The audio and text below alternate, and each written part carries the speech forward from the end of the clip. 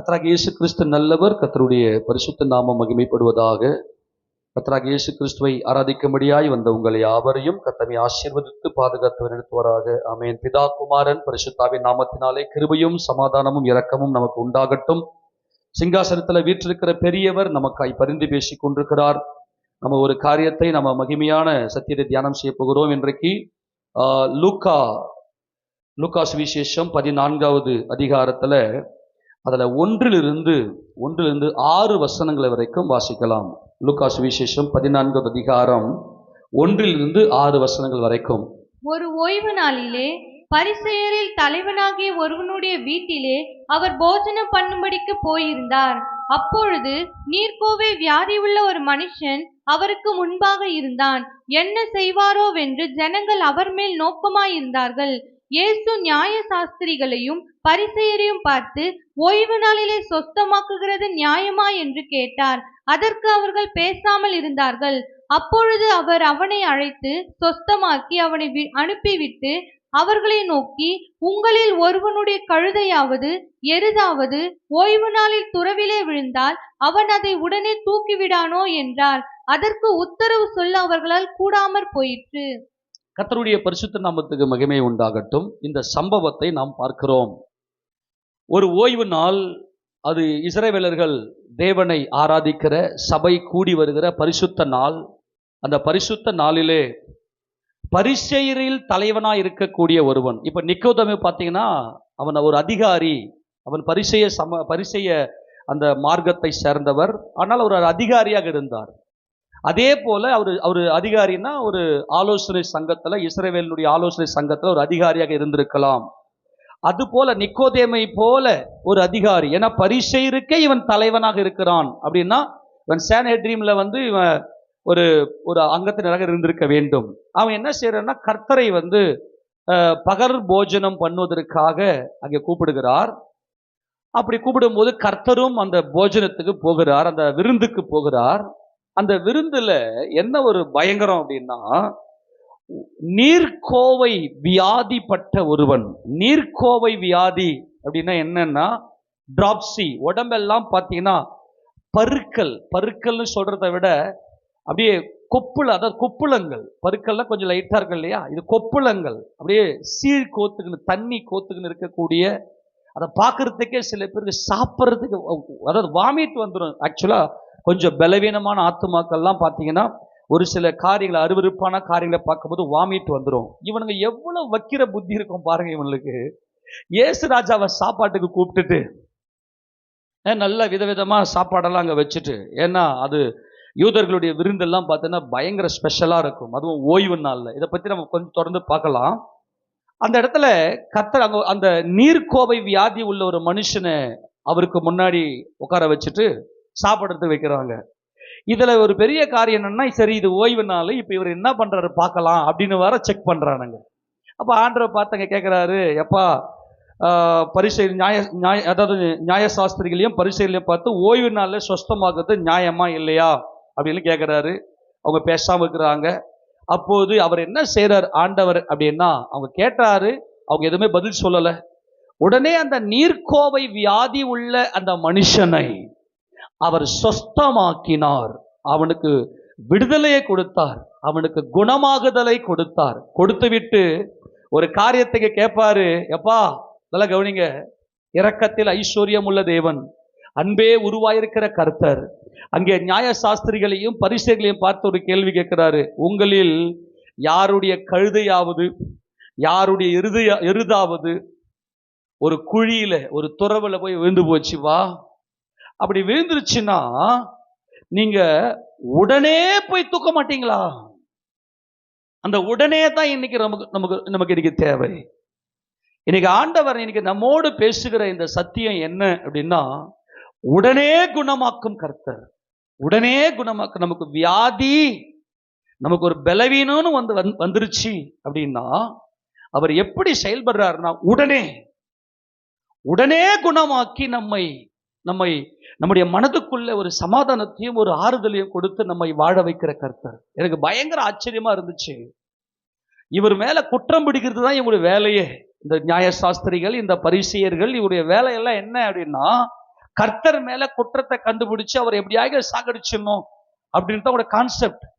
ஆனா இந்த இடத்துல கர்த்தருடைய மனதை நாம இன்னைக்கு பார்க்கிறேன்.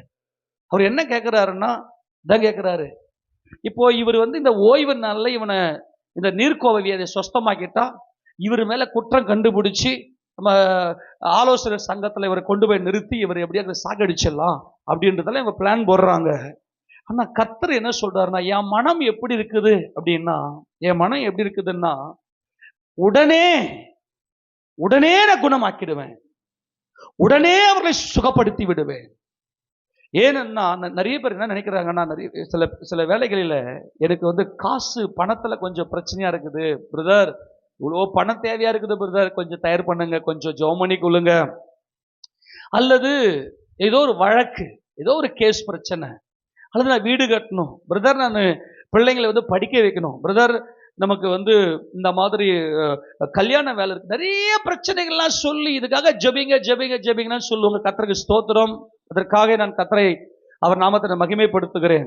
இது எல்லாம் நீங்க செய்யறதுக்கு உங்களுக்கு உடல்ல சுகம் வேணும். நான் மறுபடியும் சொல்றேன், எல்லா பிரச்சனையும் நீங்க நின்று நல்ல பலத்தோடு நின்று ஃபேஸ் பண்ணி எல்லாத்தையும் ஓடி போய் செயல்பட்டுருவீங்க. ஆனா உங்களுக்கு சரீரத்துல சுகவீனம்னு ஒண்ணு வரும் பாருங்க, நம்முடைய உடல்ல பலவீனம்னு ஒண்ணு வந்துருச்சுன்னா டோட்டல் நம்முடைய ஆத்மாவும் அப்படியே ஸ்டன் ஆயிடும், எதையுமே யோசிக்காது. வியாதி என்பது உன்னை மரணத்தின் நிலையில கொண்டு போய் நிறுத்துகிற ஒரு பயங்கரம். அது உனக்கு வியாதின்னு ஒண்ணு வந்துருச்சுன்னா, ஒரு மனுஷனுக்கு வியாதின்னு வந்துச்சு வச்சுங்களேன், இருப்பா எல்லாத்தையும் பெண்டிங் விடுப்பா, நான் கொஞ்சம் கியூர் ஆயிட்டு வரனே.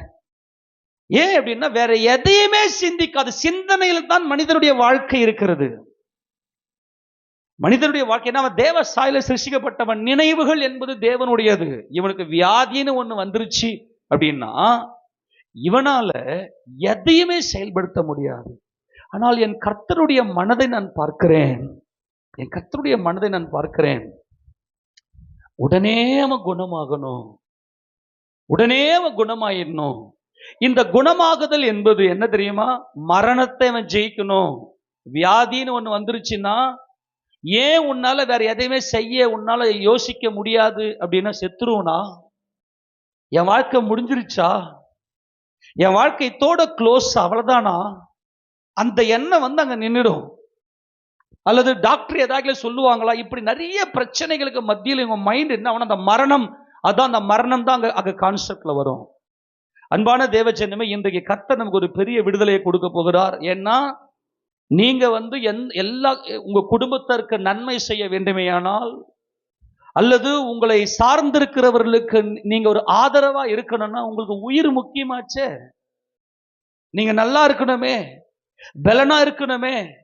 ஆனால் அன்பாய் சொல்லுகிறேன் தேவஜனமே, இன்றைக்கு ஒருவேளை வியாதியை குறித்து கலக்கத்தோடு எனக்குள்ள பலவீனம் இருக்குதே, என் குடும்பம் என்ன ஆகும், என் பிள்ளைங்களுடைய எதிர்காலம் என்ன ஆகும், அதெல்லாம் நினைச்சு ஒரு நடுக்கத்தில் இருக்கலாம்.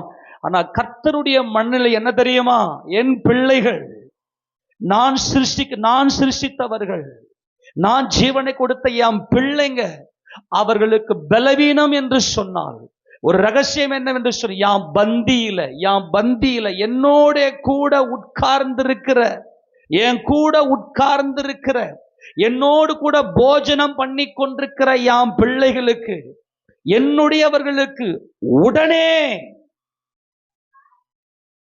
நீ மட்டும் உடனே தூக்க மாட்டியா? ஓய்வு நாள்ல உன் கழுதையோ உன் எருதோ துறவுல குழியில விழுந்து விட்டா உடனே. அப்ப இயேசு ராஜாவுக்கு அப்படியே அந்த பந்தியில போய் உட்கார்ற வரைக்கும் அவருடைய மனம் எப்படி இருந்துச்சு அப்படின்னு வேற எதுவுமே பண்ணல, சாப்பாடுலாம் அப்புறம். அந்த பந்தியில உட்கார்ந்திருக்கிற இயேசு ராஜா நாமத்துக்கு மகிமையா சொல்லுகிறேன். இன்றைக்கு இயேசு ராஜாவுடைய பந்தியில உட்கார்ந்திருக்கிற நீங்கள் அவரோடு சமாதானமா இருக்கிறீர்கள். உங்களுக்கு வியாதியை பார்த்துக்கலாம் சும்மா இருக்க மாட்டாரு, உடனே சுகமாக்குகிற தேவன். கரங்கள் தெரியாம சொல்லாமா, இன்னைக்கு வரைக்கும் நீங்க எவ்வளவோ பலவீனத்தை சந்தித்திருப்பீர்கள், ஆனால் கர்த்தர் அந்த வியாதி வந்த உடனே குணமாக்கி உன்னை சுகமாக்கி உன்னை தலை நிமிர செய்து நடக்க செய்கிற தேவன் நம்முடைய தேவன். ஏன்னா நீங்க வெளிப்படுத்தின விசேஷத்துல அந்த வசந்த வாசிங்க 3வது அதிகாரத்துல, வெளிப்படுத்தின விசேஷம் 3வது அதிகாரத்துல 20ஆம் வசனத்தை வாசிக்க பார்க்கலாம். இதோ வாசற்படியிலே நின்று தட்டுகிறேன், வாசற்படியிலே நின்று தட்டுகிறேன், ஒருவன் என் சத்தத்தை கேட்டு கதவை திறந்தால் அவனிடத்தில் நான் பிரவேசித்து அவனோட போஜனம் பண்ணுவேன், அவனும் என்னோட போஜனம் பண்ணுவான். இப்போ போஜனம் பண்ணும்படியாய் கதவை திறந்து தேவனுடைய சமூகத்துல வந்திருக்கிற தேவஜனமே, உங்க வாழ்க்கையில ஏற்படக்கூடிய பலவீனம், வியாதி என்பது மரணத்தினுடைய வெறியாட்டம், மரணத்தை வெளிப்படுத்தி காண்பிக்கிறது. நீ மரிக்க கூடியவன், மரணம் உனக்கு சமீபத்திற்கு, நீ உனக்குள்ளே மரணம் இருக்கிறது. இந்த பூமியில நீ வாழ போறது இல்ல, பயங்கரம் இல்ல. திடீர்னு மரணம் வந்துச்சுன்னா இந்த பூமி விட்டு வெளியே போயிடுவேன்ல, அவள் தானே வாழ்க்கை. திடீர்னு ஒருத்தருக்கு சாவு வந்துருச்சுங்க, அவள் தான் வாழ்க்கை முடிஞ்சு போச்சு. ஏன்பா செத்துட்டு, நம்ம ஏன் செத்துட்டார், அவரு சிக்கா இருந்தாருங்களா, வியாதியா இருந்தாருங்களா அப்படிலாம் கேட்பாங்க நம்ம ஆட்கள். சரிங்க, வியாதி வருது, இந்த வியாதி மரணத்துக்கு நேராக கொண்டு போகிறது. இப்ப யாரோ ஒருத்தர் செத்து போயிட்டாங்க, ரீசன் கேட்பாங்க, எப்படி செத்தார் அவருக்கு என்ன ப்ராப்ளம்? அவர் கிட்னி ஃபெயிலியருங்க, நீங்க நிறைய பேர் கிட்னி, அவருக்கு லிவர் போயிருச்சுங்க, கல்லீரல் பாதிப்புங்க, அவருக்கு ஹார்ட் அட்டாக் ரொம்ப மேஜர். இன்னைக்கு ஏதோ ஒரு ரீசன் அங்க சொல்றாங்க. அப்படியா அப்படின்னு கேட்டு எனக்கு நாளைக்கு என்ன நடக்கும் அப்படின்லாம் யாரை இன்னைக்கு யோசிக்கிறது கிடையாது. நல்லா கவனிக்கணும். என்னோட கூட போஜனம் பண்ணுகிற, என் சமூகத்துக்கு வந்திருக்கிற, என்னை நம்பி வந்திருக்கிற என் பிள்ளைகளுக்கு உடனே சுகத்தை கொடுக்கிற தேவன் நான். அவனை எப்படி சுகப்படுத்தினாரு என்ன எதுல எனக்கு தெரியல, அந்த இடத்துல எதுவுமே சொல்லல. அவனை சுகப்படுத்தி அப்படின்னு இருக்கு. அவனை தொட்டாரா, அவனுக்காக ஜெபம் பண்ணாரா, அவன் தலைமையில கையை வச்சா, நான் நினைக்கிறேன் அவனை தொட்டு இருப்பார்னு நான் நினைக்கிறேன்.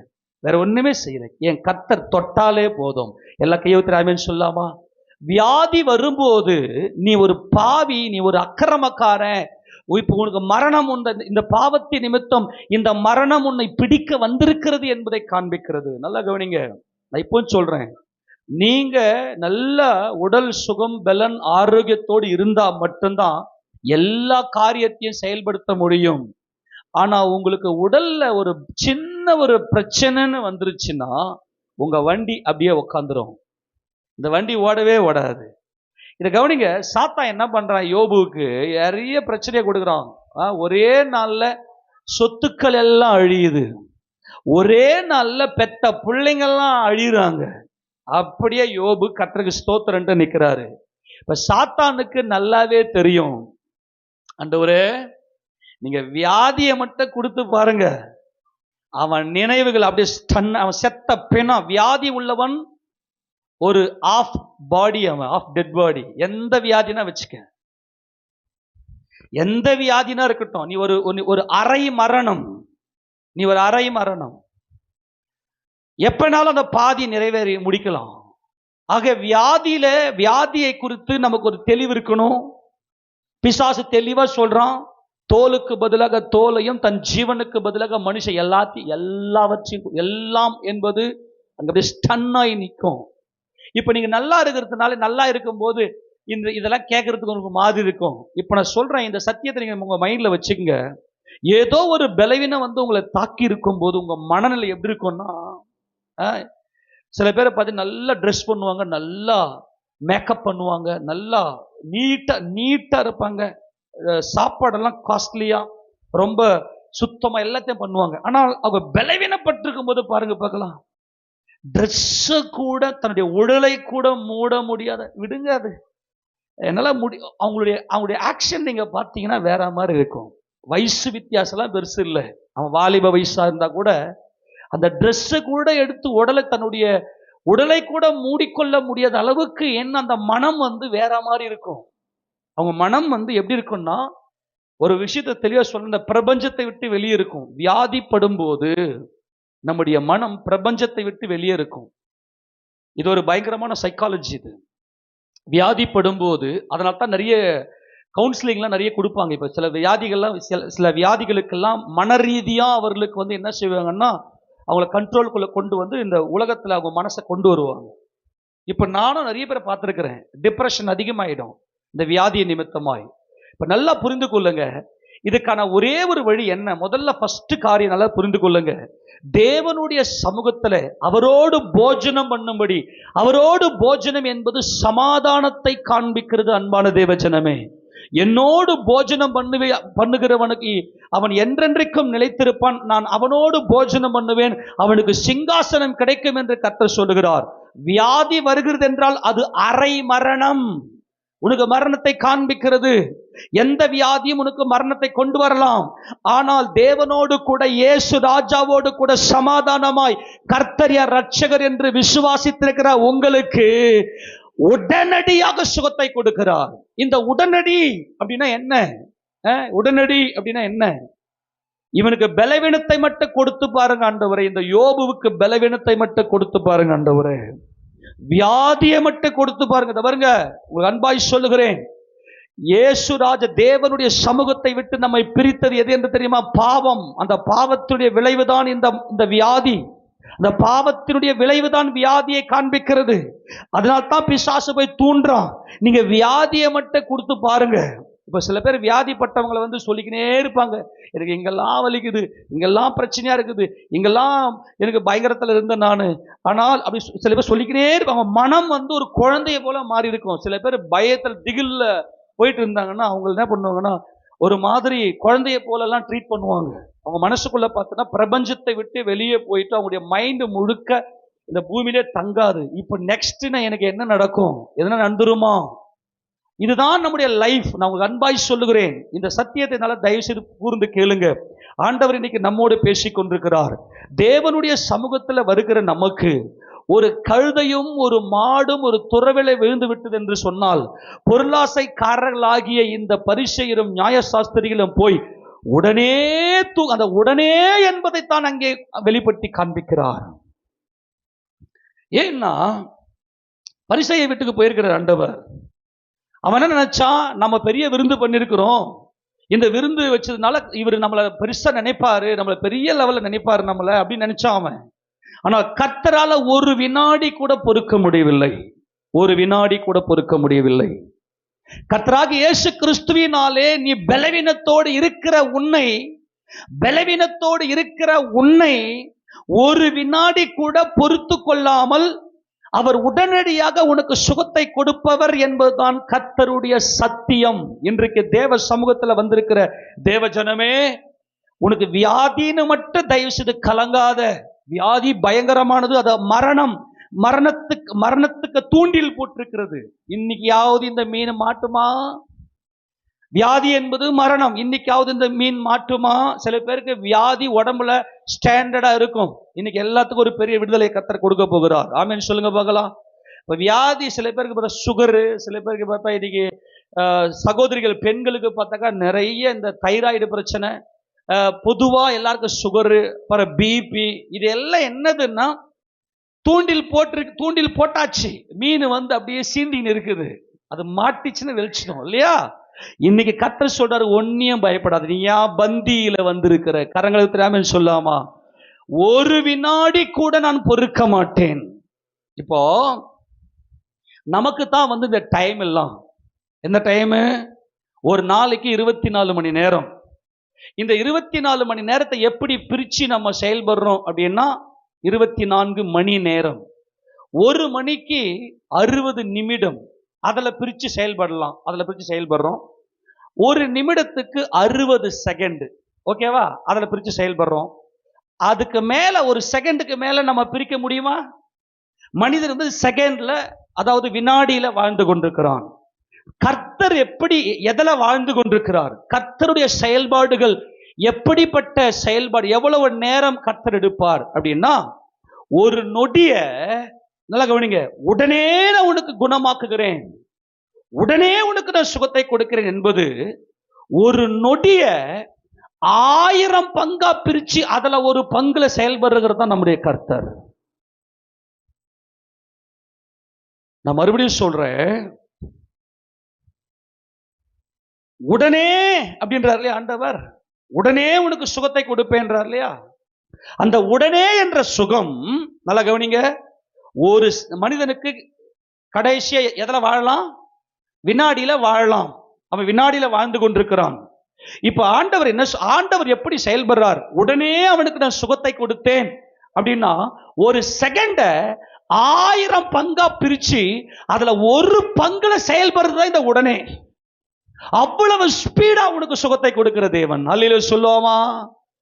எத்தனை பேரை சொல்றது புரியுது? வியாதி என்பது அவனுடைய மரணத்தை வெளிப்படுத்தி காண்பிக்கிற ஒரு பயங்கரம். அந்த இடத்துல தான் கர்த்தர் 1000 பங்குல, ஒரு வினாடிய 1000 பங்கு போட்டு 1000 பார்ட்டா பிரிச்சு அந்த 1000த்துல ஒரு பங்குல அவ்வளவு ஸ்பீடா நமக்கு குணத்தை கொடுக்கிறார். ஏன்னா அவர் தான் நமக்கு நித்திய ஜீவனா இருக்கிறார். கரங்களை ஆமென் சொல்லுங்க பார்க்கலாம். ஹல்லேலூயா. எவ்வளவு ஸ்பீட்ல சொல்றாரு சொல்லுங்க பார்க்கலாம். எவ்வளவு ஸ்பீட்ல கர்த்தர் குணமாக்குறார்? 1000ல் ஒரு பங்கு. ஒரு வினாடியில 1000ல் ஒரு பங்குனா கொஞ்சம் யோசித்து பாருங்க பார்க்கலாம். ஒரு வினாடி 2ஆ பிரிக்கிறதே நம்மளால முடியாது. ஆனா கர்த்தர் 1000த்துல ஒரு பங்குல, 1000 பங்குல ஒரு பங்கு வீதத்துல அவ்வளவு ஸ்பீட். அவர் சொன்னது அந்த உடனே. நீ போய் உடனே நீ உடனே போய் தூக்குவில்ல. கழுதையும் எருதும் விழுந்து போச்சுன்னா, யாம் பிள்ளை, யான் சகோதரர்கள் அவர்கள் வியாதி படுவார்களே, ஆனால் யான் சமூகத்துக்கு வந்திருக்கிற யாம் பிள்ளைகளை உடனே, அந்த உடனே என்பது ஒரு வினாடியில் 1000ல் ஒரு பங்கு ஸ்பீட்ல கர்த்தர் உன்னை குணமாக்குகிறார். அவர் அப்படி குணமாக்கலனா இன்னைக்கு நாமெல்லாம் நிக்க முடியுமா? கரங்களை ஊத்தி ஆமென் சொல்லாமா? என் கர்த்தருடைய கிருபை. ஹல்லேலூயா. எப்படி சொல்றாரு நல்லா புரிஞ்சுக்குங்க. இந்த வியாதியை எப்படி நமக்கு குணமாக்கி கொடுக்கிறார்? தேவனுடைய இயேசு ராஜாவுடைய பந்தியிலே வந்திருக்கிற நமக்கு வியாதியின் மேல ஒரு ஜெயத்தை கொடுக்கிறார். இவர்கள் தான் பூரணமாக்கப்பட்டவர்கள். ஏன்னா வியாதி உனக்குள்ள இருக்குது அப்படின்னா உனக்குள்ள மரணம் இருக்கிறது, பாவம் இருக்கிறது. பாவத்தினாலே மரணம். ஒரே மனுஷனாலே பாவமும் அந்த பாவத்தினாலே மனிதனுக்கு மரணமும் வருகிறது. உன் வாயில வியாதியை நீ அறிக்கை செய்யற அப்படின்னா உனக்குள்ள பாவம் இருக்கிறது, பாவத்தின் நிமித்தம் மரணம் உனக்கு வரும். இதுக்கா கிறிஸ்து வந்து மரித்தார்? நம்முடைய பரிசுத்தத்தினுடைய அளவுகோல் எதை வச்சு நம்ம கணக்கு பண்ணணும்னா, நம்முடைய உடல் ஆரோக்கியத்தை வச்சு கணக்கு பண்ணணும். நம்முடைய பரிசுத்தத்தினுடைய அளவுகோலை எப்படி நம்ம கணிக்கலாம் அப்படின்னா, நம்முடைய பலவீனமா நம்முடைய பலமா, இதை வச்சுதான் நீ கணிக்கணும். நாம எனக்குள்ள கிறிஸ்துவினுடைய ஜீவன் உள்ளே இருக்குமே ஆனால் மரணத்துக்கு காரணமாகிய பாவம் அங்கே இல்லை. இந்த பாவத்தினுடைய விளைவாகிய இந்த வியாதி என்னை தொடாது. இந்த வியாதி எனக்குள்ள இருக்காது. அப்ப வியாதி வருதா? அப்ப எனக்குள்ள ஏதோ ஒரு பாவம், எனக்கும் என் கர்த்தரையும் விட்டு பிரிக்கிற ஒரு பாவம் அங்கே இருக்கிறது என்பதை உணர்ந்து நம் கர்த்தரண்டிலே நெருங்க வேண்டும். நான் நினைக்கிறேன் கர்த்தருடைய பரிசுத்த நாமத்துக்கு மகிமை உண்டாவதாக. அவர் அவனை கூப்பிட்டு, என்ன உடம்பெல்லாம் அவனுக்கு சீழ் அது நம்ம என்ன சொல்லுவோம், அந்த தண்ணி செல தண்ணியா, சீழும் செல தண்ணின்னு சொல்லுவோம் இல்லையா? கொஞ்சம் யோசிச்சு பாருங்க பார்க்கலாம். எவ்வளவு ஸ்மெல், ஒரு கெட்ட வாடை வரும், எவ்வளவு அகோரம். ஒரே ஒரு டிராப். இப்போ நீங்க புரிஞ்சுக்கிற மாதிரி சொல்லணும்னா, இந்த அம்மெல்லாம் போட்டுருச்சுன்னா எப்படி இருக்கும் உடம்பெல்லாம்? அப்படியே புள்ளியா வந்திருக்கு இல்லையா? அது வந்து அம்மை நம்ம ஊர்ல வருது இல்லையா? இவனுக்கு என்ன வியாதியில பாதிக்கப்பட்டதுன்னா நீர்க்கோவை. அந்த உடம்புல இருக்கிற நீர் எல்லாம் வெளியே வருது. அவனால வாழவே முடியாது. அந்த நீர்ல கொப்பளமாய் பெரிய பெரிய கொப்பளமா தண்ணி வடியுது. ஆனா என் கர்த்தர், நான் நினைக்கிறேன் அவனை குணமாக்கி இருக்கு. என்ன குணமாக்கி? தொட்டு இருப்பார். கையை ஊத்து ஆமென் சொல்லுங்க பார்க்கலாம். அவனை தொட்டாரு, அவன் சுகமானான். ஆக எவ்வளவு ஸ்பீட்ல? வாயை திறந்து சொல்லு. உடனே எல்லாம் வாயத்தை சொல்லுங்களா. என் நோய் எப்படி குணப்படுத்துவார்? எல்லாம் வாயை திறந்து சொல்லுங்க உடனே. அல்லேலூயா. வியாதி அங்க இல்லைன்னா உனக்கு மரணம் இல்லை, உனக்குள்ள ஜீவன் வந்து விட்டது. எங்க அப்பா நித்தியரா இருக்கிறார், எனக்கு எப்படி மரணம் வரலாம்? ஏய், எங்க அப்பா நித்தியரா இருக்கிறார், எனக்கு எப்படி மரணம் வரலாம், வியாதி வரலாம்? சவால் விட்டு அடிக்கணும். அவன் தான் கிறிஸ்தவன். அவன் தான் கர்த்தருடைய பந்தியில் இருக்கிறவன். அவர் சிலுவையில மரித்தது வியாதிக்காக, மரண வியாதிக்காக. மரணமே உன் கூரெங்கே, பாதாளமே உன் வியாதி வந்தாவே நடுக்கும். எதுக்கு பயப்படுற? உனக்கு நான் என்ன செய்யாததை இனிமே நான் செய்யலாம். திராட்சை தோட்டமே, உயர்குல திராட்சை செடியே, நற்குல திராட்சை செடியே, ராஜகுல திராட்சை செடியே, உனக்காக, உன் பரிபூரணத்துக்காக, உன் பரிபூரணத்துக்காக, உன் பரிபூரணத்துக்காக நான் என்ன செய்யலன்றாரு. நீங்க தான் வாங்க மாட்டேங்கிறீங்க. அவரால மட்டும் பாருங்க, உன் கடன் பிரச்சனை தீர்ந்துடும். நல்ல கவனி, திடீர்னு எங்கிருந்தோ கர்த்தர் வாய்ப்பை ஏற்படுத்தி கடன் பிரச்சனை அடைச்சிடுவாரு.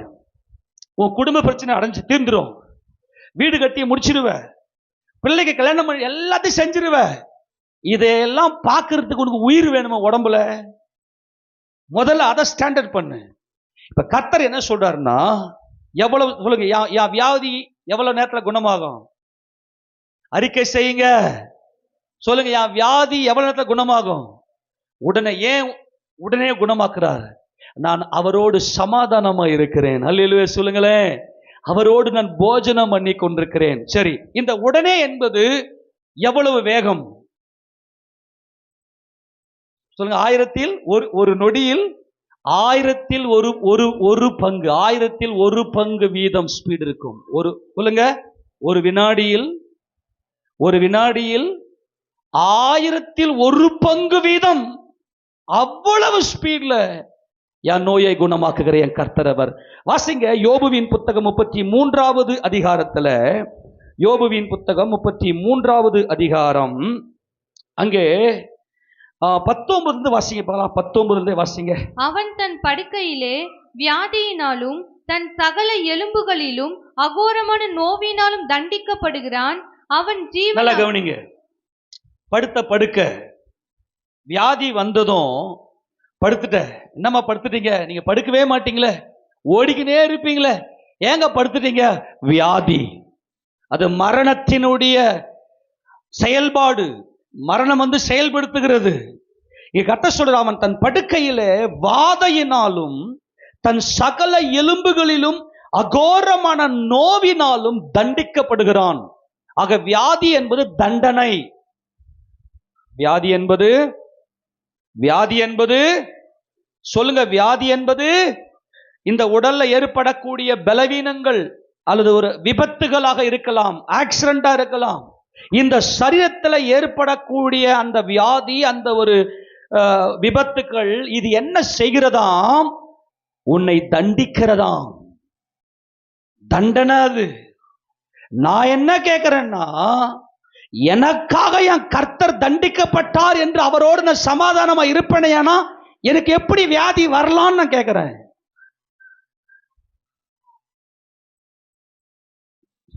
நான் இயேசு கிறிஸ்துவை ரட்சகரா ஏற்றுக்கொண்டது உண்மையானால், என் சரீரத்துல பரிபூர்ண சுகம் உண்டாக வேண்டும். கண்டிப்பா ஹாஸ்பிட்டலுக்கு போகக்கூடாது. நல்லா கவனிங்க. ஃபர்ஸ்ட் ஹாஸ்பிட்டலுக்கு போகக்கூடாது. நான் என்ன சொல்றேன்னா, முதல்ல நீ நோயோடு இருக்கக்கூடாது. நோய், சில பேர் என்ன பண்ணுவாங்கன்னா, 2ஆம் கட்டனா நான் ஹாஸ்பிட்டலுக்கும் போக மாட்டேன், விசுவாசத்தில் நிற்பேன். ஆனா வியாதியை பார்த்தா உள்ளுக்குள்ள பயம். ஐயோ ஹாஸ்பிட்டலுக்கு போயிடலாமா? ஹாஸ்பிட்டலுக்கு போயிட்டா, ஐயோ நான் ஹாஸ்பிட்டலுக்கு போக மாட்டேன்னு சொன்னனே, இப்ப நான் போயிட்டுனா என்னை எல்லாரும் என்ன நினைப்பாங்க? அப்படி ஒரு வெக்கம். கடைசியில் இந்த 2ஆம் கட்டம், இருமனம் உள்ளவன் தன் வழிகளை நிலையற்று திரிகிறான். அவன் கெட்டு போயிடுவான். இது இருமனம், இது ரொம்ப ஆபத்து. நான் என்ன சொல்றேன்னா, முதல்ல கர்த்தரை நோக்கி பார்த்து, யான் தண்டனை அவர் ஏற்றுக்கொண்டார், நான் வியாதியோட இருக்க தேவையில்லை. இந்த விசுவாசம் உனக்குள் இருக்குமே ஆனால், எதுவானா இருக்கட்டும், எந்த பிரச்சனைனா இருக்கட்டும், ஆனால் நீ செய்ய வேண்டிய ஒரு காரியம் என்ன அப்படின்னா, முதல்ல போய் உன்னுடைய சரீரத்தை சுகப்படுத்து. பலவீனத்தோடு இருக்கக்கூடாது. அது மரணத்தை வெளிப்படுத்துகிறது. தேவன் துக்கப்படுகிறார், தேவன் வேதனைப்படுகிறார். நீ வியாதியோடு இருக்கிற, என்னை யாருமே புரிஞ்சுக்க மாட்டாங்களே, ஐயோ என் உடல் வலியை யாராவது புரிஞ்சுக்க மாட்டாங்களா அப்படின்லாம் மனசு எங்க யாருமே புரிந்து கொள்ள முடியாது. உன் உடல் வியாதிய, உடல் வலிய கர்த்தரால மட்டுமே அறிந்து கொள்ள முடியும். அன்பான தேவஜனமே, வேற யாராலும் வலியை வாங்கி கொள்ள முடியாது. இந்த பலுவை யாராலுமே வாங்கி கொள்ள முடியாது. அவர் நம்முடைய பலவீனங்களை அவர் தாமே சிலுவையில சுமந்து தீர்த்தார். அவர் மரித்தார். உடனே போய் சுகமாகிடு. விசுவாசம் இருந்தா மருத்துவமனைக்கு போகாது. உன் விசுவாச வளர்ச்சி, உன் விசுவாச பூர்ணத்துக்குள்ள வந்துச்சுன்னா மருத்துவமனைக்கு போகாத. ஆண்டவரே, நீங்க எனக்குள்ள இருக்கு, இதாங்க அவரோட போஜனம் பண்ணுகிற அனுபவம். இப்ப கர்த்தர் சொல்றாரு, மறுபடியும் வாசிங்க. அவன் தன் படுக்கையிலே வாதையினாலும் தன் சகல எலும்புகளிலும் அகோரமான நோவினாலும் தண்டிக்கப்படுகிறான். அவன் ஜீவன் அப்பத்தையும் அவன் ஆத்துமா ருசிகரமான போஜனத்தையும் அரோசிக்கும், வெறுக்கும். என்ன காஸ்ட்லி சாப்பாடு, நல்ல ருசியான சாப்பாடு எல்லாம் நீ சாப்பிட்டாலும் ஒரு டம்ளர் கஞ்சி கரைச்சி கொடுத்தா கூட உன்னால எனக்கு வேணாங்க. ஐயோ, என் புள்ள கரீனா காதா அறுத்துக்குவானே. என்னதான் கரீனா அறுத்துக்குவானா? கரீனா காதா அறுத்துக்குவானே. இவங்க இந்த புள்ள சிக்கா இருக்குதுன்றதுல ரெண்டாவது விஷயம். இவன் இப்படி சாப்பிடுவானே, ஐயோ என் வீட்டுக்காரர் இப்படிலாம் நல்லா சாப்பிடுவார், ஐயோ ஒரு டம்ளர் கஞ்சி கூட குடிக்க முடியல தெரியுமா? என்ன இது? உன் ஜீவன் போகிறது. உன்னால சாப்பாடு எடுத்துக்க முடியல. இந்த ஸ்டேஜ்ல நீங்க ஏதாச்சும் கடந்து வந்திருந்தீங்கன்னா உங்களுக்கு இது நல்லா தெரியும். ஆனா இந்த வேதனைய 1000 வினாடியில 1000 பங்கு வீத ஸ்பீட்ல உணர்ந்து கொண்டு உன்னை குணமாக்குகிறவர் தான் உன் கர்த்தர். ஆமென் சொல்லுங்க. இன்னைக்கு தைரியமா இருங்க. என் கர்த்தர் என்னை எல்லா நேரத்துல காக்க வல்லவர். எனக்கு நல்ல ருசிகரமான போஜனத்தையும் ஆகாரத்தையும் கொடுக்க வல்லவர். அதை புரிந்து கொள்ளுங்க. தொடர்ந்து வாசிங்க பார்க்கலாம். அவன் மாம்சம் காணப்படாதபடிக்கு அழிந்து மூடப்பட்டிருக்கிற எலும்புகள் வெளிப்படு. இவ்வளவு நாள சதைய தோல் என் காட்டினல்ல, இப்போ எலும்பு கூட காட்டுறா. எப்படி போறான்? நல்ல புஷ்டியான மாம்சம் உள்ளவெல்லாம் வாலம் தோலுமா அப்படியே போயிட்டு மெலிஞ்சு போயிட்டு சாப்பாடு உள்ள ஏத்துக்கொள்ளாம உடல் எல்லாம் அப்படியே மெலிஞ்சி அப்படியே தோல் எல்லாம் போய் எலும்புல ஒட்டி கொள்ளக்கூடிய அளவுக்கு அவர்கள் மெலிந்து போகிறார்கள். அவளை சுடுகாட்டுல கொண்டு போய் போடுற மண்ணு தின்னுறது, சதைய எலும்பு எல்லாம் வெளிப்படுது. தயவு செய்து உட்கார்ந்து உங்களுக்கு என்ன நடக்குது, இந்த வாழ்க்கைனா என்னன்னு யோசிங்க. ஆனா கர்த்தர் நமக்கு கொடுக்கிற இந்த வாக்குத்தத்தம், இந்த ஜீவனை பெற்றுக்கொள்ளுங்க. அங்க சொல்றாரு பாருங்க ஆண்டவர், அவன் ஆத்துமா பாதாளத்துக்கும் அவன் பிராணன் சாவுக்கும் சமீபிக்கிறது. வியாதி என்பது மரணம் உன்னை அழைக்கிறது. உனக்கு வியாதி தென்படுது அப்படின்னா மரணம் உன்னை அழைக்கிறது. ஆனால் என் கர்த்தர் என்ன செய்யறாரு பாருங்க, 23ஆம் வசனம். 1000 ஒருவராகிய சாமாசி பண்ணுகிற தூதனானவர். இந்த 1000 இயேசு ராஜாவுடைய மகிமை எப்படிப்பட்டது என்றால் 10,000. என் நேசர் வெண்மையும் சிவப்புமானவர், அவர் 10,000ங்களில் சிறந்தவர். சவுல் கொன்றது 1000, தாவீது கொன்றது 10,000. அது அவருடைய மகிமையை காண்பிக்கிறது 10,000. ஆனால் கர்த்தர் எதிலே செயல்படுகிறார் என்றால் 1000 செயல்படுகிறார். எதை செயல்படுறார்? வாய்த்தல் சொல்லி எதை செயல்படுகிறார்? 1000. உடனே என்பது ஒரு வினாடியில 1000 பங்கு வீதத்தில் செயல்படுகிறவர் என் கர்த்தராகிய இயேசு கிறிஸ்து. இங்கே கர்த்தருடைய அந்த தூதனானவர் என்பது என் ஆண்டவராகிய இயேசு கிறிஸ்து. கரங்களை தட்டி மகிமை செலுத்துவோமா? அவர் எப்படி செயல்படுகிறார்? வியாதி படுக்கையில வாதையில பலவீனத்தோடு இருக்கிற உனக்கு, உடல் உறுப்புகள் எல்லாம் செயலிழந்து போய் இருக்கிற உனக்கு இப்பொழுது கர்த்தர் எப்படி செயல்படுகிறார்? 1000 பங்கு வீதத்தில் அவ்வளவு ஸ்பீட்ல, அவ்வளவு வேகத்துல உன்னுடைய வியாதியை எடுப்பதற்கு அவர் மனம் தவிக்கிறது, அவர் மனம் ஏங்குகிறது, அவர் மனம் வாஞ்சிக்கிறது. என் பிள்ளைகள் ஜீவனோடு இருக்க வேண்டும், அவர்கள் பலவீனத்தோடு இருக்கக்கூடாது. 1000 சாமாசி பண்ணுகிற தூதனானவர் மனுஷனுக்கு தம்முடைய நிதானத்தை அறிவிக்கும்படிக்கு அவனுக்கு அனுசாரியாய் இருந்தார். அவனுக்கு அனுசாரி தம்முடைய நிதானம், தம்முடைய தெய்வீகம், தம்முடைய வல்லமையை அவனுக்கு தெரியப்படுத்துகிறார். எப்படி தெரியப்படுத்துகிறாராம்? வாசிங்க. அவர் அவனுக்கு இறங்கி, கரங்களை உயர்த்தி, இயேசு ராஜாவுடைய இரக்கம் என் மேல் இருக்கிறது, கரங்களை உயர்த்தி, வியாதி உன்னை அணுகாது, அப்படியே வியாதி உன்னை தொட்டாலும் 1/1000 வீதமான ஸ்பீட்ல, ஒரு வினாடி தான் உனக்கு புரியும், ஒரு செகண்ட் போயிருச்சு. இந்த ஒரு செகண்ட்லயே 1000 வீதம், 1000 பங்குல 1 வீதம் பங்குல அவ்வளவு ஸ்பீடா உனக்கு அவர் இரக்கம் வைத்து அவன் படுகொழியில் இறங்காதபடிக்கு நீர் அவனை ரட்சியும், மீட்கும் பொருளை கண்டுபிடித்தேன். மீட்கும் பொருள் என் ஜீவன், மீட்கும் பொருள் கல்வாரி சிலுவை, மீட்கும் பொருள் என் ஆண்டவராக இயேசு கிறிஸ்து ரத்தம்.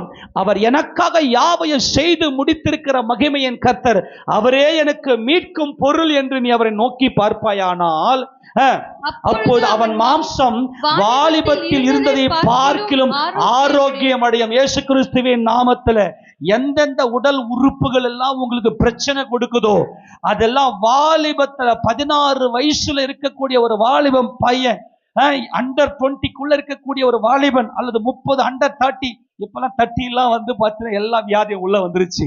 ஆனா ஒரு நல்ல ஆரோக்கியம் உள்ள ஒரு வாலிபனுக்கு இருக்கக்கூடிய அந்த ஆரோக்கியத்தை இன்னைக்கு கர்த்தராக தேவன் கொடுக்கிறார். ஆமேன் சொல்லாமா? அது எப்படி வருது? உடனே வருகிறது. ஆமேனா? உடனே வருகிறது. அங்க ஆரோக்கியம் அடையும். தன் வால வயது நாட்களுக்கு அவன் திரும்புவான். மறுபடியும் நம்ம ஆரோக்கியம் அடைவோம்.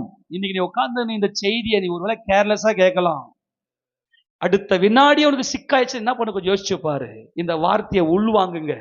இயேசு கிறிஸ்துவின் நாமத்துல உங்க ஆத்துமா இந்த சத்தியத்தினால் நிரப்பப்படுவதாக, நீங்கள் என்றென்றைக்கும் ஆரோக்கியத்தோடும் நல்ல பலத்தோடும் கர்த்தர் உங்களை சுகித்திருக்க செய்வாராக.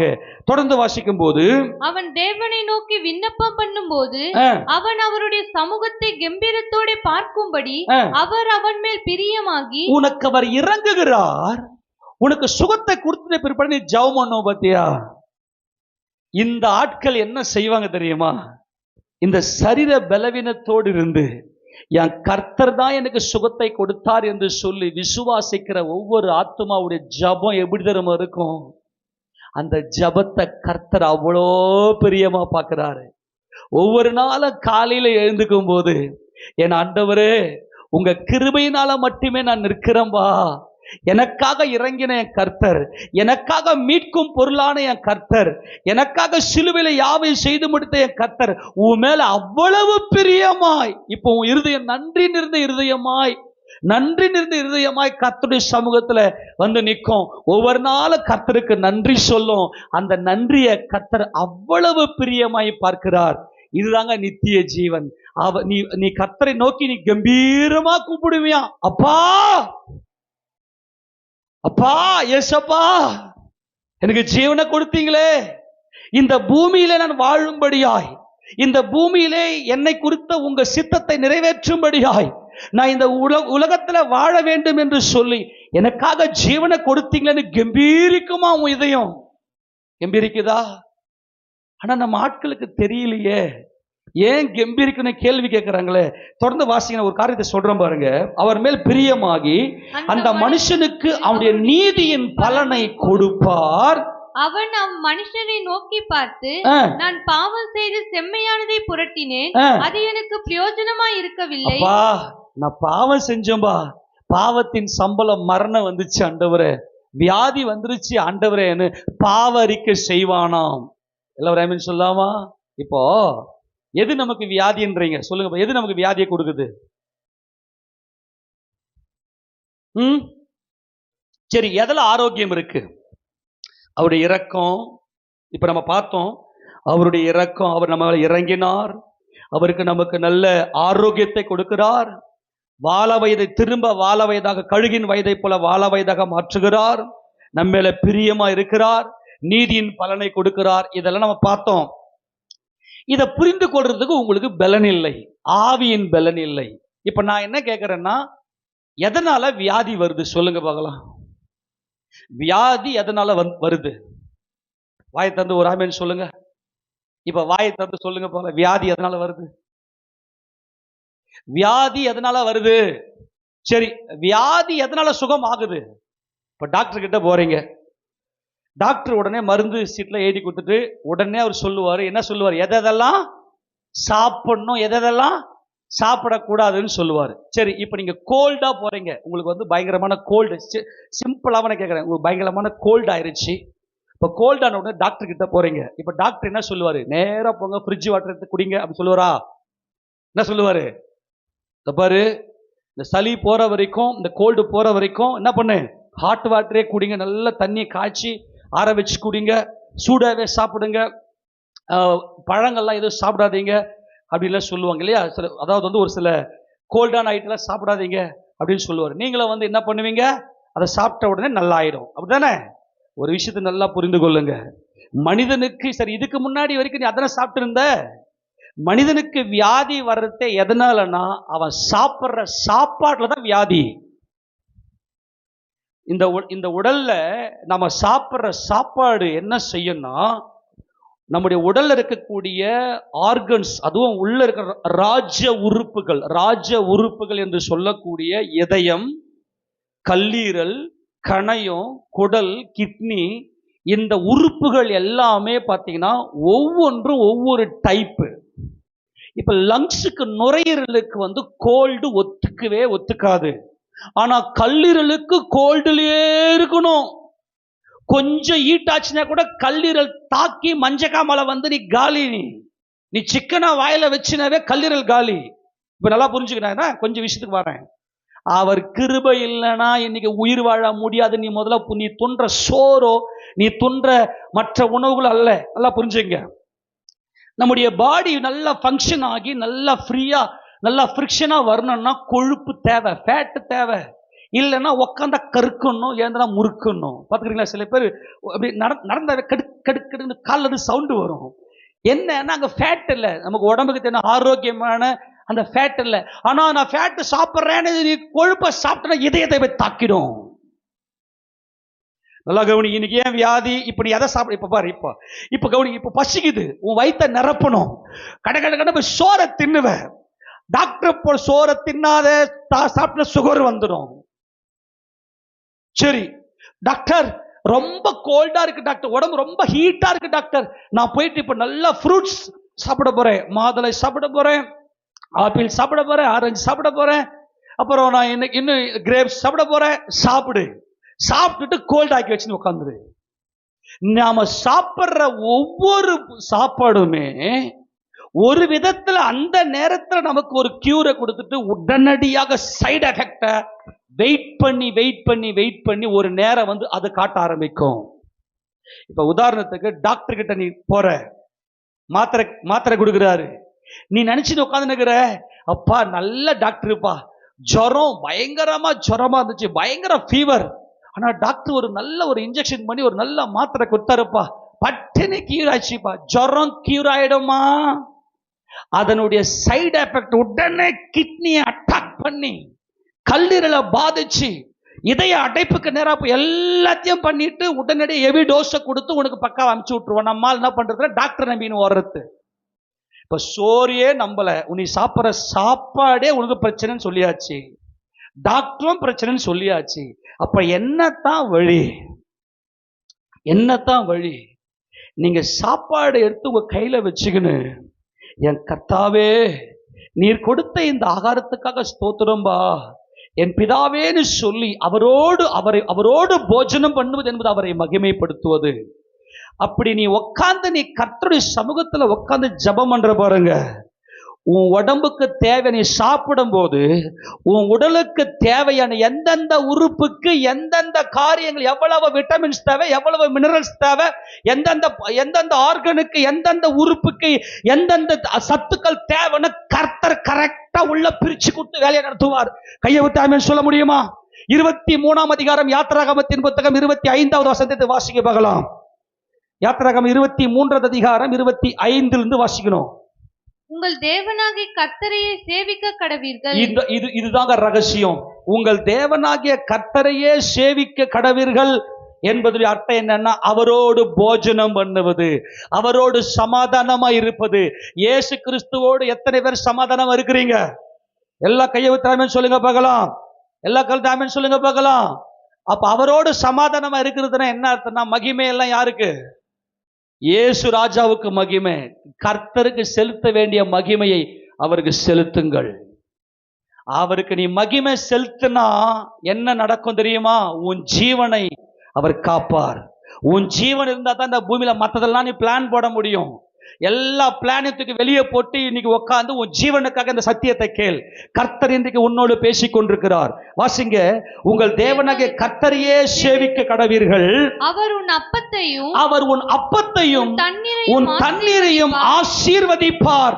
வியாதியை உன்னிலிருந்து விலக்குவேன். கரங்களை தட்டி நல்லா மகிமை செலுத்த பார்க்கலாம். இயேசு கிறிஸ்துவின் நாமத்துல ஆண்டவரே, வியாதி அப்பமும் தண்ணீரை ஆசீர்வதிச்சிருவேன்னா கரெக்டா உள்ள பார்த்து. சில பேருக்கு என்ன பிரச்சனை தெரியுமா? குடல்ல அல்சருங்க. குடல் ரொம்ப ஆக்டிவ். இந்த முழு உடலையும் இயக்கிறது எது? மூளை இல்லையா? இந்த மூளையினுடைய இயக்கமே எங்க இருக்கு? இந்த மூளையை இயக்குவது எதுனா குடல். குடல் என்ன? அந்த குடல் தான் இன்னைக்கு பிரச்சனை. இந்த வயிறு தான் பிரச்சனை. நம்முடைய சில பேருக்கு பார்த்தீங்கன்னாக்கா சாப்பிட்ட உடனே டாய்லெட் வந்துடும். சில பேருக்கு சாப்பிட்டு 2 நாள் ஏன் டாய்லெட் வராது? எல்லா பிரச்சனைக்குமே காரணம் என்னன்னா இந்த டாய்லெட் தான். நீங்க சரியாய் நீங்க டாய்லெட் உங்களுக்கு ஃப்ரீயா போயிருச்சுன்னா வியாதி உனக்கு வராது. எதுல பிரச்சனைனா டாய்லெட்ல பிரச்சனை. கவனிங்க, இந்த நீர்க்கோவை வியாதி உள்ள இந்த மனுஷனுக்கு என்ன ப்ராப்ளம்ன்றீங்க? சில பேர் என்ன பண்ணுவாங்கன்னா, சாப்பிட்ட ஒரு 2 மணி நேரத்தில் என்ன ஒரு சாப்பாடு ஜீரணிக்கிறதுக்கே 4 மணி நேரம் ஆகும். சில பேர் 2 மணி நேரத்துக்குள்ளேயே டாய்லெட் போயிடுங்க. குடல் என்ன பண்ணாதுன்னா அந்த சத்துக்களை உறிஞ்சாது. நீங்க மட்டும் கொஞ்சம் ஸ்பிரிச்சுவலா இருந்தீங்கன்னு வச்சுங்களேன், தப்பா நினைக்காதீங்க. என்ன அப்படி எங்களை ஸ்பிரிச்சுவல் இல்லையடா நினைக்காதீங்க. இதுல ஏகப்பட்ட கர்த்தர் ஏகப்பட்ட மருத்துவ ஜீவனை வைத்திருக்கிறார் நமக்கு. இதெல்லாம் நீங்க ஆராய்ந்து. நான் தகப்பன் ஸ்தானத்தில் இருக்கிறவன். நான் தகப்பன். எனக்கு இந்த மறைச்சி பேசுறது, நான் வெளிப்படையா ஓப்பனா பேச, எனக்கு எந்த ஒரு நிர்வாணம் கிடையாது. எனக்கு நிர்வாணம் கிடையாது. இயேசுராஜா நாம மகிமைப்படுவதாக. நான் வெளிப்படையா தான் இருப்பேன். நீங்க தப்பா நினைச்சீங்க, எனக்கு அதை பத்தி கவலை இல்லை. என்னுடைய மனம் ஃப்ரீயா இருக்கு, எனக்கு பிரச்சனை இல்லை. நல்லா புரிஞ்சுங்க. என்ன ப்ராப்ளம் தெரியுமா? நம்முடைய டாய்லெட் 24 ஹவர்ஸ்க்குள்ள வெளியேறிச்சு அப்படின்னா உனக்கு உடல் ஆரோக்கியம்.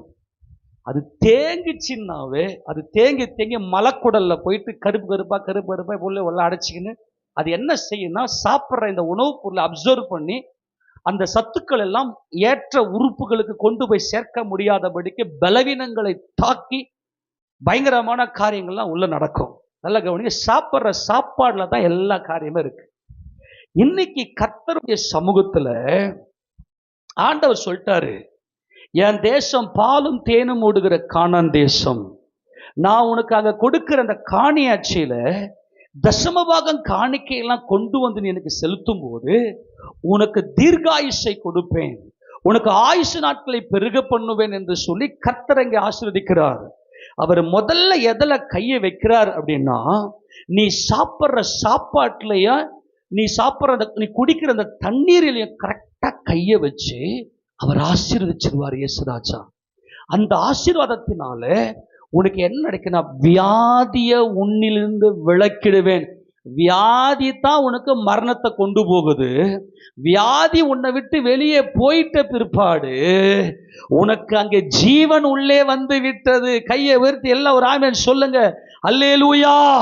அப்ப கர்த்தர் இங்க என்ன சொல்றாருன்னா, அடுத்தது கர்ப்பம் விழுகிறதும் மலடும் உன் தேசத்தில் இருப்பதில்லை, உன் ஆயுசு நாள் பூரணப்படும். கரங்களை தட்டி நல்லா மகிமை செலுத்துங்க. உன்னை சாகடிக்கிற சத்துருவை இயேசு ராஜா இன்றைக்கு விளக்குகிறார். இந்த வியாதிக்கு காரணம் என்ன சொல்லுங்க?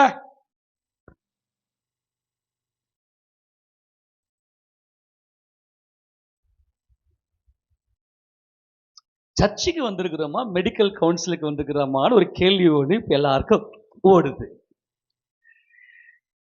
360 டிகிரி நமக்காகத்தாங்க தேவன் செயல்படுறார். இந்த உடல் ஆரோக்கியத்தை விட்டுட்டு கொஞ்சம் கவனிங்க. மனசுக்குள்ள உங்களுக்கு கவனிங்க. உங்களுக்கு கொஞ்சம் ஒரு பிரச்சனை ஏற்பட்டுச்சு, சரீரத்தில் பலவீனம் ஏற்பட்டுச்சுன்னாவே இல்லைங்க ஏசப்பா உங்களுக்கு சுகம் எங்க கொடுத்தாரு? நான் தான் சர்ச்சுக்கு வரனேன், நான் தான் வந்து கரெக்டா எல்லா ஆறுதல் அட்டன் பண்றேன்னு, எல்லாத்தையும் பண்றேன்னு, ஏன் எனக்கு இந்த வியாதி? இதை யோசிக்கிறதுக்கு கூட உங்களுக்கு போங்க, என்னால முடியலைங்க, என்னால விசுவாசிக்க முடியலைங்க, என்னால முடியலைங்க. சில பேர் பார்த்து என்னால முடியல, ஆண்டவர் நம்புங்க, ஒண்ணு பிரச்சனை இல்லைங்க, என்னால முடியலைங்க. இதை பாருங்க, நீ 10 கோடி ரூபாய் நீ கடங்காரனா, நீ பெரிய ஆளு. 10 கோடி ரூபாய் ஒண்ணு நம்பி அவனை கொடுத்துருக்கிறான், நீ பெரிய சாதாரண பெருசா சமாளிச்சு. ஆனா ஒரே ஒரு சின்ன வியாதி வந்துருச்சுனாவே உன் பேஸ் மட்டும் ஆடிடும். உன்னால வேற எதுலையுமே உன்னால மைண்ட் செலுத்த முடியாது. எல்லாம் சொல்லுங்க பார்க்கலாம், வியாதிக்கு என்ன காரணம்? வாயத்தன் சொல்லுங்க. வியாதி உண்மையா இல்லையாப்பா? நீ சாப்பிட்ற எல்லா சாப்பாடுமே சைடு எஃபெக்ட். சுகரா? பூமிக்கு கீழே விளைஞ்சதை சாப்பிடாதீங்க. என்னன்னது? கிழங்கு ஐட்டம், கருணை கிழங்கு. நான் என்ன தெரியும் பண்ணுவேன்? உருளைக்காயின்றுவேன். காய்கறில நம்ம காய் ஐட்டம் பச்சை அதெல்லாம் சாப்பிடணும், பச்சை காய்கறிகளை சாப்பிடணும், நல்லது, உடம்புக்கு ஹெல்த். நல்லா கவனிங்க, உருளைக்கிழங்குல நல்ல ஸ்டார்ச், நமக்கு உடலுக்கு தேவையான கார்போஹைட்ரேட் நிறைய தேவைப்படுது, அதையும் நம்ம எடுத்துக்கணும். எல்லா காயுமே எடுத்துக்கணும், எல்லாத்தையுமே எடுத்துக்கணும். ஆனால் கர்த்தருடைய ஆசீர்வாதம் இருந்தா மட்டும்தான் வியாதியை கர்த்தரை விளக்கி அந்த எச்சங்கள், அந்த மலம் சரியாய் கர்த்தரை வெளியேற்றுவார். ஒருத்தனுக்கு சரியான டாய்லெட் சரியா அவனுக்கு வெளியேறுகிறது, சரியான கழிப்பிடம் அவனுக்கு வருகிறதுன்னு சொன்ன அவனை போல ஆசீர்வதிக்கப்பட்டவன் யாருமே கிடையாது. எல்லாரும் ஆமென் சொல்லாமா? நல்லா புரிந்து கொள்ளுங்க, கர்த்தர் இன்னைக்கு அதைத்தான் ஆசீர்வாதத்தை கொடுக்கிறார். உங்களுக்கு அன்பாய் சொல்லுகிறேன், பிள்ளைகளுக்கு ஜபம் பண்ணி சாப்பாடை கொடுக்க, ஜபம் பண்ணி சாப்பிட அந்த பிள்ளைகளுக்கு நீங்க பயிற்சி கொடுங்க. நீங்க முதல்ல என்ன பண்ணுங்கன்னா, அந்த பிள்ளைங்களுக்கு, இந்த தாய்கள் பிள்ளைகளுக்கு சாப்பாடை போட்டுட்டு அந்த பிள்ளைங்களுக்கு முன்னாடி நீங்க வந்து அவங்கள ஜெபம் பண்ண சொல்லி சொல்லாதீங்க. நீங்க என்ன பண்ணுங்கன்னா, ஏசப்பா நீங்க வாய் திறந்து அந்த பிள்ளை அந்த சத்தம் கேட்கிற மாதிரி, பிதாவே நீர் தந்த இந்த ஆகாரத்துக்காக ஸ்தோத்திரம், இயேசுவின் நாமத்தில் வேண்டுகிறோம் பிதாவே, ஆமேன், அல்லேலூயா. பிதாவே, தேவனே, பிதான்னா கூப்பிடுங்க, தேவன்னா கூப்பிடுங்க. தேவனே நீர் கொடுத்த இந்த ஆகாரத்துக்காக ஸ்தோத்திரம், இயேசுவின் நாமத்தில் வேண்டுகிறோம் பிதாவே, ஆமேன், அல்லேலூயா. ஒரு முறை நாங்கள் சர்ச்சுக்கு அப்போ போயிருக்கும் போது வெளியே ஓப்பனர் ஊழியத்துக்கு போனோம். அங்கே ஒரு நல்லா தெருத்தரா சுற்றிட்டு ரொம்ப பிரச்சனை, நல்ல உடல் டயர்டு, சாப்பிட்டு உட்காந்துட்டோம். ஒருத்தர் பேர் சொல்லி, பிரதர் சாப்பாட்டுக்கு ஜெபம் பண்ணுங்க பிரதர் அப்படின்னு ஒருத்தர் சொல்லிட்டாரு. ஐயோ அவர் ஓட்டுறாரு பாருங்க, ஓட்டு, அதே மாதிரிலாம் ஜெபம் பண்ணாதீங்க. எல்லாம் எப்பவுமே எப்படி சாப்பிடணும்? இப்போ வீட்டில் கூட எப்படி பண்ணலான்னா, சில பேர் என்ன பண்ணுவாங்கன்னா தனித்தனியாக சாப்பாடு எடுத்து வச்சு சாப்பிட்டு அவங்க ஜெபம் பண்ணி சாப்பிட்டுக்குவாங்க. சில வீடுகளில் ஃபேமிலியாக உட்காந்து ஒன்றா சேர்ந்து ஜெபம் பண்ணுவாங்க.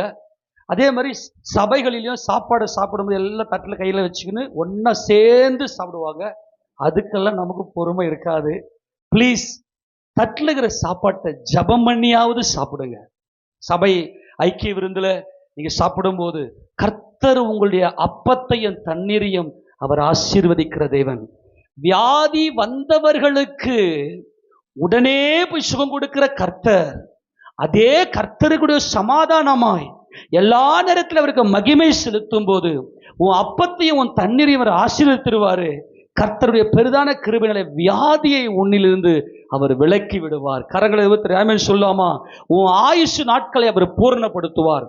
ஆக எல்லா வியாதிக்குமே காரணம், எல்லாத்திலுமே 2 காரியங்கள் சமமா பேலன்ஸோடு இருக்கும். எல்லா உணவுப் பொருளுமே நீங்க ஒலிவ எண்ணெய் எடுத்துனா கூட பார்த்தீங்கன்னா அதுல மெஜாரிட்டி வந்து நல்லது இருந்தாலும் மைனாரிட்டியா கொஞ்சம் அங்க வந்து பார்த்தீங்கன்னா கொஞ்சம் கெடுதல் எல்லாத்திலையுமே இருக்கும்.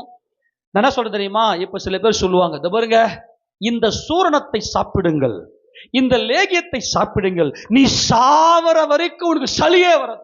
ஆனா பாய் சாவ சொல்லிட்டு அப்புறம் சளி வராம இருக்கணும். நம்ம ஆட்கள் வந்து அந்த சாவ விட்டுருவான். ஐயோ அந்த டாக்டர் சொல்லிட்டாரு இந்த லேகியத்தை இந்த சூரணத்தை நான் சாப்பிடுவேனே ஆனால் எனக்கு சாவர வரைக்கும் சளி வரும். சாவுதா முதல்ல. ஐயோ எனக்கு ரொம்ப காமெடி இது. நான் என்ன சொல்றேன், உனக்கு சாவே வராத, உனக்கு ஜீவனா இருக்கிற உன் கர்த்தர் உன்னை அழைத்திருக்கிறார் என்று சொல்லுகிறேன். கையை உயர்த்தி எல்லாரும் ஆமென் சொல்லுங்களேன். வியாதி உன்னை அணுகாது. நல்லா கவனிங்க, சரி, இப்ப எதனால வியாதி வருது? எதை சாப்பிட்டாலும் எதை சாப்பிட்டாலும் சொல்லுங்க. மறுபடியும் சொல்றேன், எதனால வியாதி வருது? வெரி குட், சூப்பர், டைரக்டா வந்துட்டீங்க. எதை சாப்பிட்டாலும் என்னதான் நமக்கு, ஆனால் அதுல கர்த்தருடைய ஆசீர்வாதம் நமக்கு என்னத்தை கொடுக்கும்? ஆரோக்கியத்தை கொடுக்கும். அல்லேலூயா. உன்னுடைய சாப்பாட்டுல, உடைய போஜனத்துல கர்த்தருடைய ஆசீர்வாதம் இருக்குமே, ஆனால் உன்னை வியாதி அணுகிறது கரெக்டா டைஜஷன் ஆகும். இன்னைக்கு பிரச்சனையே டைஜஷன்ல தான். அது இல்லைன்னா உன் தண்ணீர் ஜீரணிக்கணும், நீ குடிக்கிற தண்ணீர் ஜீரணிக்கணும். எவ்வளவு பெரிய சிஸ்டம். தண்ணியும் உள்ளதான் விடுறோம், நல்ல திடமான ஆகாரத்தையும் உள்ளதான் விடுறோம். தண்ணி கரெக்டா கிட்னிக்கு போகுது, திடமான ஆகார நேரம் கரெக்டா இறைப்பைக்கு போகுது. எப்படியா அவர் பண்ற சிஸ்டத்தெல்லாம் தெரியல. பயங்கரமா இருக்கு, ஆச்சரியமா இருக்கு. நம்முடைய சரீரம், நம்முடைய பாடி அவ்வளவு ஆச்சரியம் மிக்கது. இப்ப நான் சொல்ற கவனிங்க, இந்த போஜனத்துக்கான தூண்டுதல் எங்கிருந்து வருது அப்படின்னா, பேய், அசுத்த ஆவி. ஒவ்வொரு மனிதனுக்குள்ளேயும் இந்த அசுத்த ஆவி தான் சாப்பாடு, ஃபுட்டு, அந்த மெனு கார்டை கொடுக்கறதே அவன்தான். உனக்கு என்ன ஆகாதோ, உன்னுடைய உடல் உறுப்புகள் எதில் பாதிக்கப்பட்டிருக்கிறதோ அதை போயிட்டு தூண்டி விடுவான். இப்ப உதாரணத்துக்கு சொல்றேன், நீங்க ஜென்ரலா யோசிக்கணும், நான் சொல்றதுல சத்தியத்தை பேசுகிறேன், இங்க ஏதோ ரீல் சுத்தல. இப்ப உதாரணத்துக்கு இன்னைக்கு சண்டே, நிறைய பேர் என்ன பண்ணுவோம்னா, இன்னைக்கு கறியெல்லாம் சாப்பிடணும் அப்படின்ற ஒரு தூண்டுதல் உள்ள வரும். நான் என்ன சொல்றேன்னா, நல்லா கவனிங்க, இதையெல்லாம் தூண்டி விட்டுட்டு உனக்கு எது பிடிக்காதோ, உன் உடலுக்கு எது பிடிக்காதோ அதை உன் மனதை தூண்டுவான். ஏமா வறுத்தது பொரித்தது சாப்பிடாதமான்னு சொல்லி அனுப்புற டாக்டர். ஆமா, சாப்பிட்டு மாத்திரை போட்டுக்கோ. அப்படி என்ன அந்த குடலுக்கு போய், அப்படி என்ன அந்த குடலுக்கு சாப்பிட்டு மாத்திரை போட்டுக்கோ, அதான் வச்சிருக்கிய மாத்திரை. உன்னை வெட்டி வெயில போடணும். உன்னை நீலாம் ஒரு விசுவாசியா? மாத்திரை இன்னமும் போயிட்டு கண்டினியூ மாத்திரை எடுக்கிறீங்களா? இருக்கிறீங்க. சுகருக்கு காலையில ஒண்ணு, நைட்டுக்கு ஒண்ணு, அப்புறம் தைராய்டுக்கு, அப்புறம் பிபிக்கு, அப்புறம் இது நீலாம் ஒரு விசுவாசியா? நீ நான் என்ன சொல்றேன்னா, நான் இருக்கிறது என் கர்த்தருடைய சித்தம் செய்வதற்காக இருக்கு. நல்லா கவனிங்க, நல்லா புரிஞ்சுங்க. எல்லா வியாதிக்கும் பின்னாடி சாப்பாடு இருக்கு. அந்த சாப்பாட்டினுடைய கண்ட்ரோல், சாப்பாட்டுடைய கட்டுப்பாடு, உன்னை தூண்டி விடுறது எதுன்னா அசுத்த ஆவிகள். குறைஞ்சது 100கணக்கான ஆவிகள் ஆவது உள்ள இருந்து. இதை நீ உன்னால கண்டுபிடிக்க முடியாது.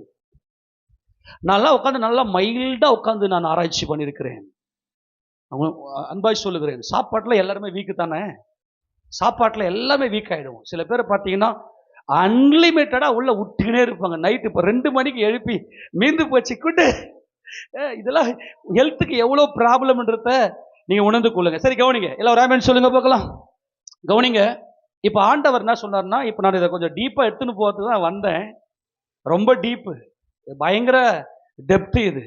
ஏன்னா அங்கே ஓய்வு நாளை கர்த்தர் மென்ஷன் பண்ணியிருக்கிறாரு. முதல்ல நீங்க இதை புரிஞ்சுக்கங்க. என்ன அது எனக்காக நான் அதை தியானம் செய்து கொண்டேன். அது ரொம்ப பிரயோஜனமாக கர்த்தருடைய பர்சனல் ஸ்தோத்திரம். இப்போ டைம் ஆயிடுச்சு, நான் முடிக்க போறேன். நான் ஓய்வு நாளை கொடுத்தலாம். கர்த்தர் சித்தமானா வருகிற நாட்களில் பார்க்கலாம் இந்த சம்பவத்தை. ஆனா இன்னைக்கு ரொம்ப முக்கியமான ஒரு காரியத்தை நீங்கள் புரிந்து கொள்ளுங்க. இப்போ நம்ம புரிந்து கொண்டோம், பிரச்சனை வரதே சாப்பாட்டுல தான். ஆமேனா? சாப்பாடு தான் பிரச்சனையே வருது. எதை சாப்பிட்டாலும், சப்பாத்தி சாப்பிட்டா உங்களுக்கு நல்லதா? சப்பாத்தி நல்லதா? டாக்டர் சொல்லுவார், சுகர் வந்து சப்பாத்தி சாப்பிடணும்.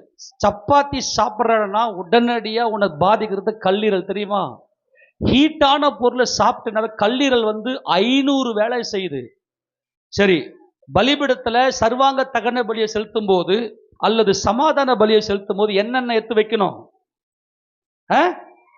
கல்லீரலை மூடிய ஜவ்வு, அப்புறம் பெருங்குடலை மூடிய கொழுப்பு, அப்புறம் 2 குண்டிக்காய், சிறுங்குடலை மூடிய கொழுப்பு. இந்த கல்லீரல் வந்து எத்தனை வேலை செய்யுதுன்னு பார்த்தோம்? 500 வேலை செய்யுது. நல்லா கவனி.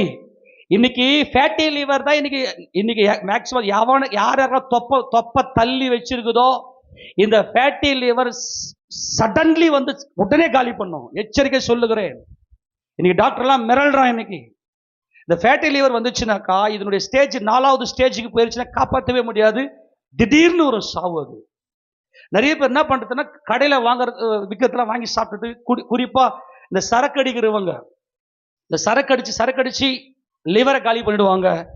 நம்ம அது சோறை தின்னு நல்ல கண்டதை பண்றதை தின்னு ஃபேட்டி லிவர் ஆக்கி வச்சிருக்காங்க. குடிக்கு ஈக்குவல் தான் இந்த போஜன பிரியன். இதை நல்லா புரிந்து கொள்ளுங்க.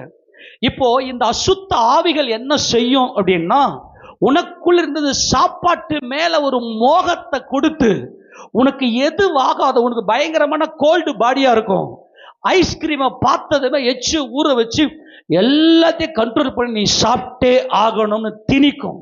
நம்மால் நேராக போய் தின்னுவிட்டு வந்து அப்படியே டிவி எல்லாத்தையும் உள்ள வச்சுக்கின்னு இந்த ஆவி என்ன செய்யணும், நம்மளை அப்படியே பிளாக் பண்ணி வச்சிருக்கோம். நல்லா கவனிங்க. இயேசு ராஜா நமக்கு ஜீவனை கொடுக்க வந்தவர். அவர் மட்டுமே நம்முடைய ஜீவன்.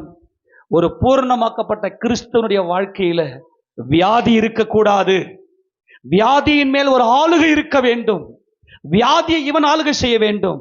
இப்ப கர்த்தர் பார்த்தாரு, நேரா அது தேவை பண்ணாரு.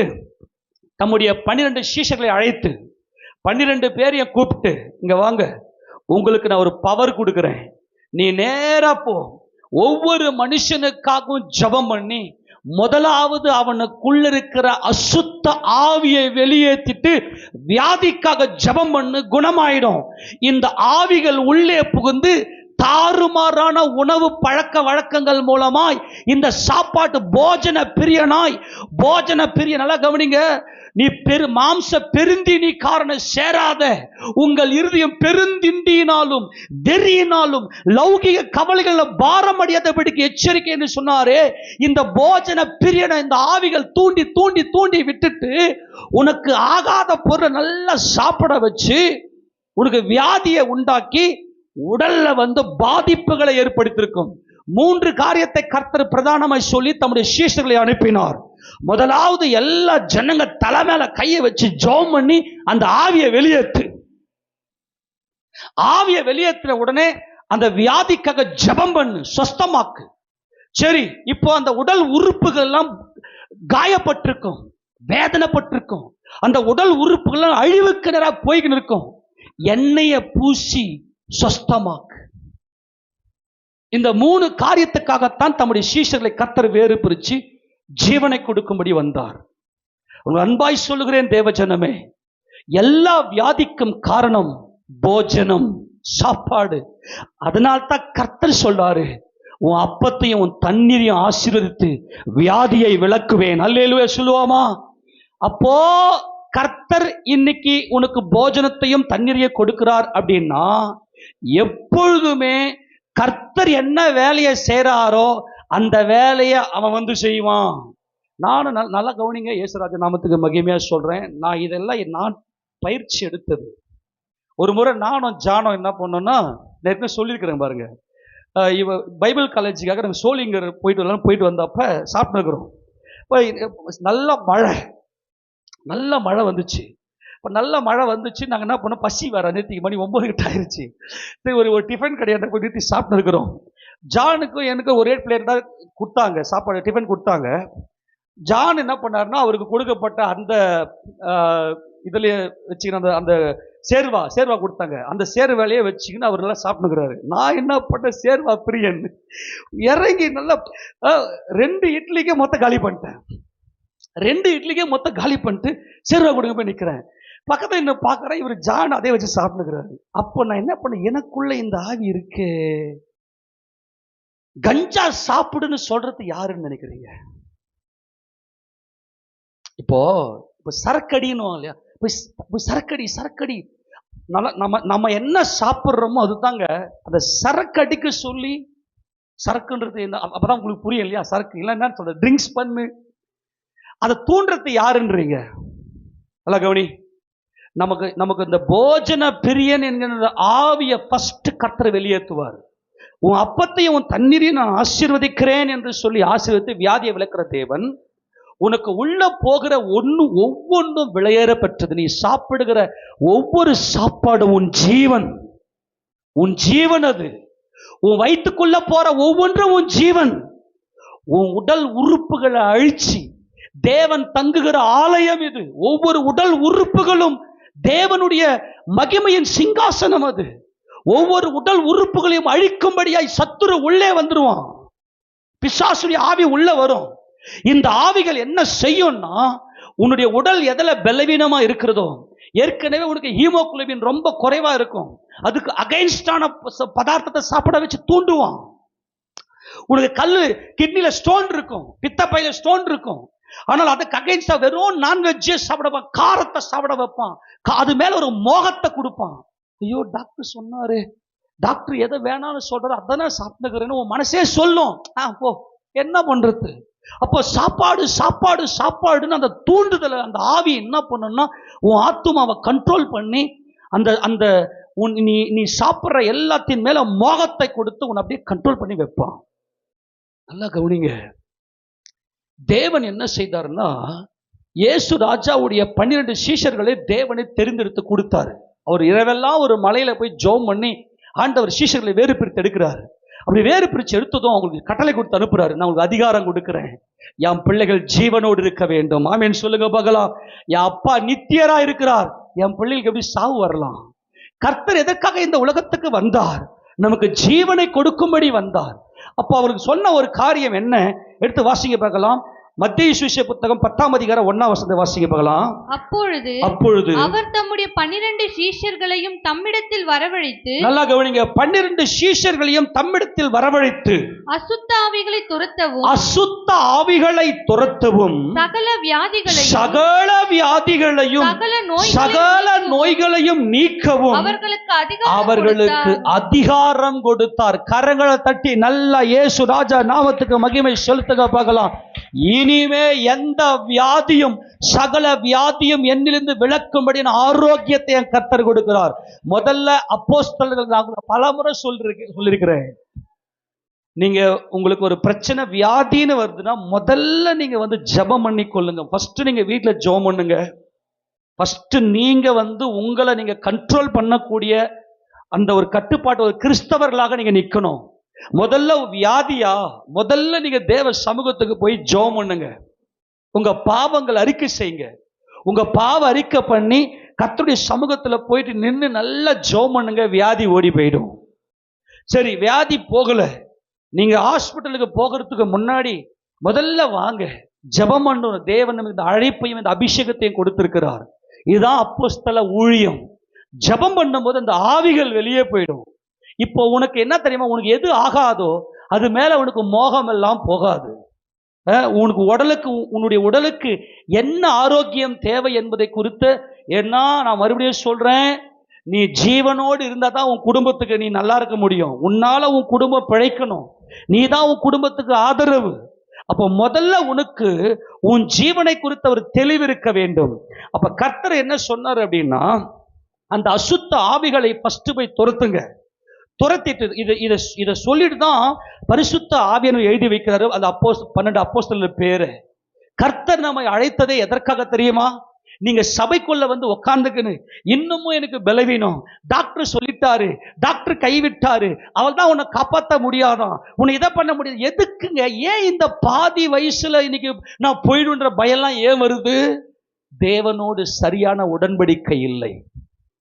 தேவனோடு உங்களுக்கு சரியான உடன்படிக்கை இல்லாததுனால தான் இன்னைக்கு எல்லா மரண திகில், ஒரு சின்ன வியாதினாவே. ஆனா கர்த்தர் இன்றைக்கு உடனடியாய் உடனே உன்னை சுகப்படுத்தும்படியாய் உன் மேல் அவர் இரக்கமா இருக்கிறார். அவர் சுகப்படுத்தி விட்ட பிற்பாடு அவரை நோக்கி நீ ஜெபிக்கிற அந்த கம்பீர சத்தத்தின் மேல அவர் பிரியமா இருக்கிறார். அதற்காகத்தான் தேவன் நம்மை தெரிந்து கொண்டார்.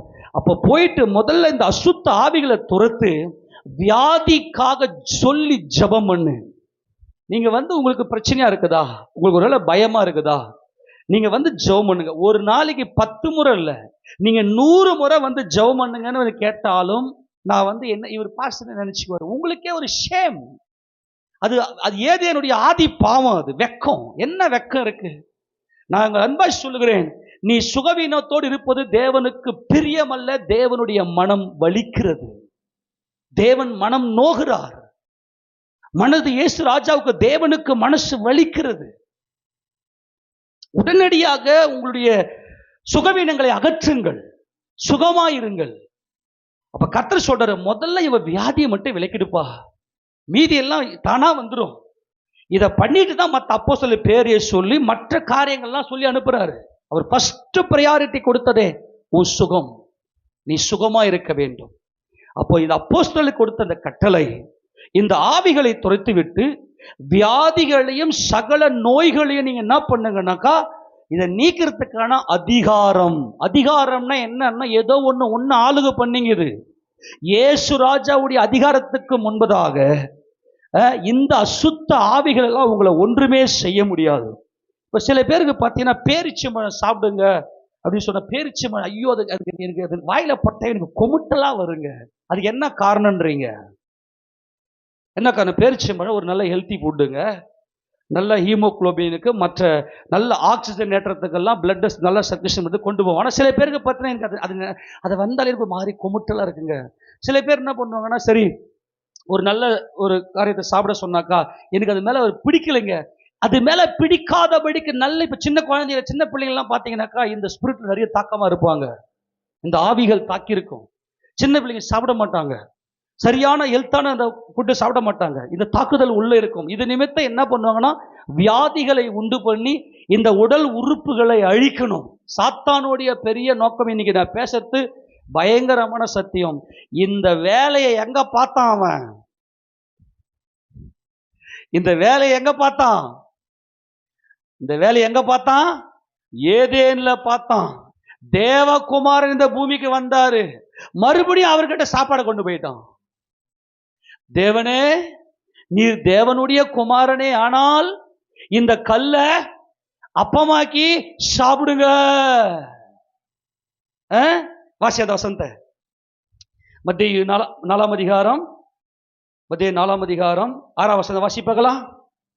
நீர் தேவனுடைய குமாரனே ஆனால், சாரி கல்ல அப்பமாக்கி 3ஆம் வசனம் வாசிங்க. அப்பொழுது சோதனைக்காரன் அவரிடத்தில் வந்து, நீர் தேவனுடைய குமாரனே ஆனால் இந்த கல்லுகள் அப்பங்கள் ஆகும்படி சொல்லும் என்றான்.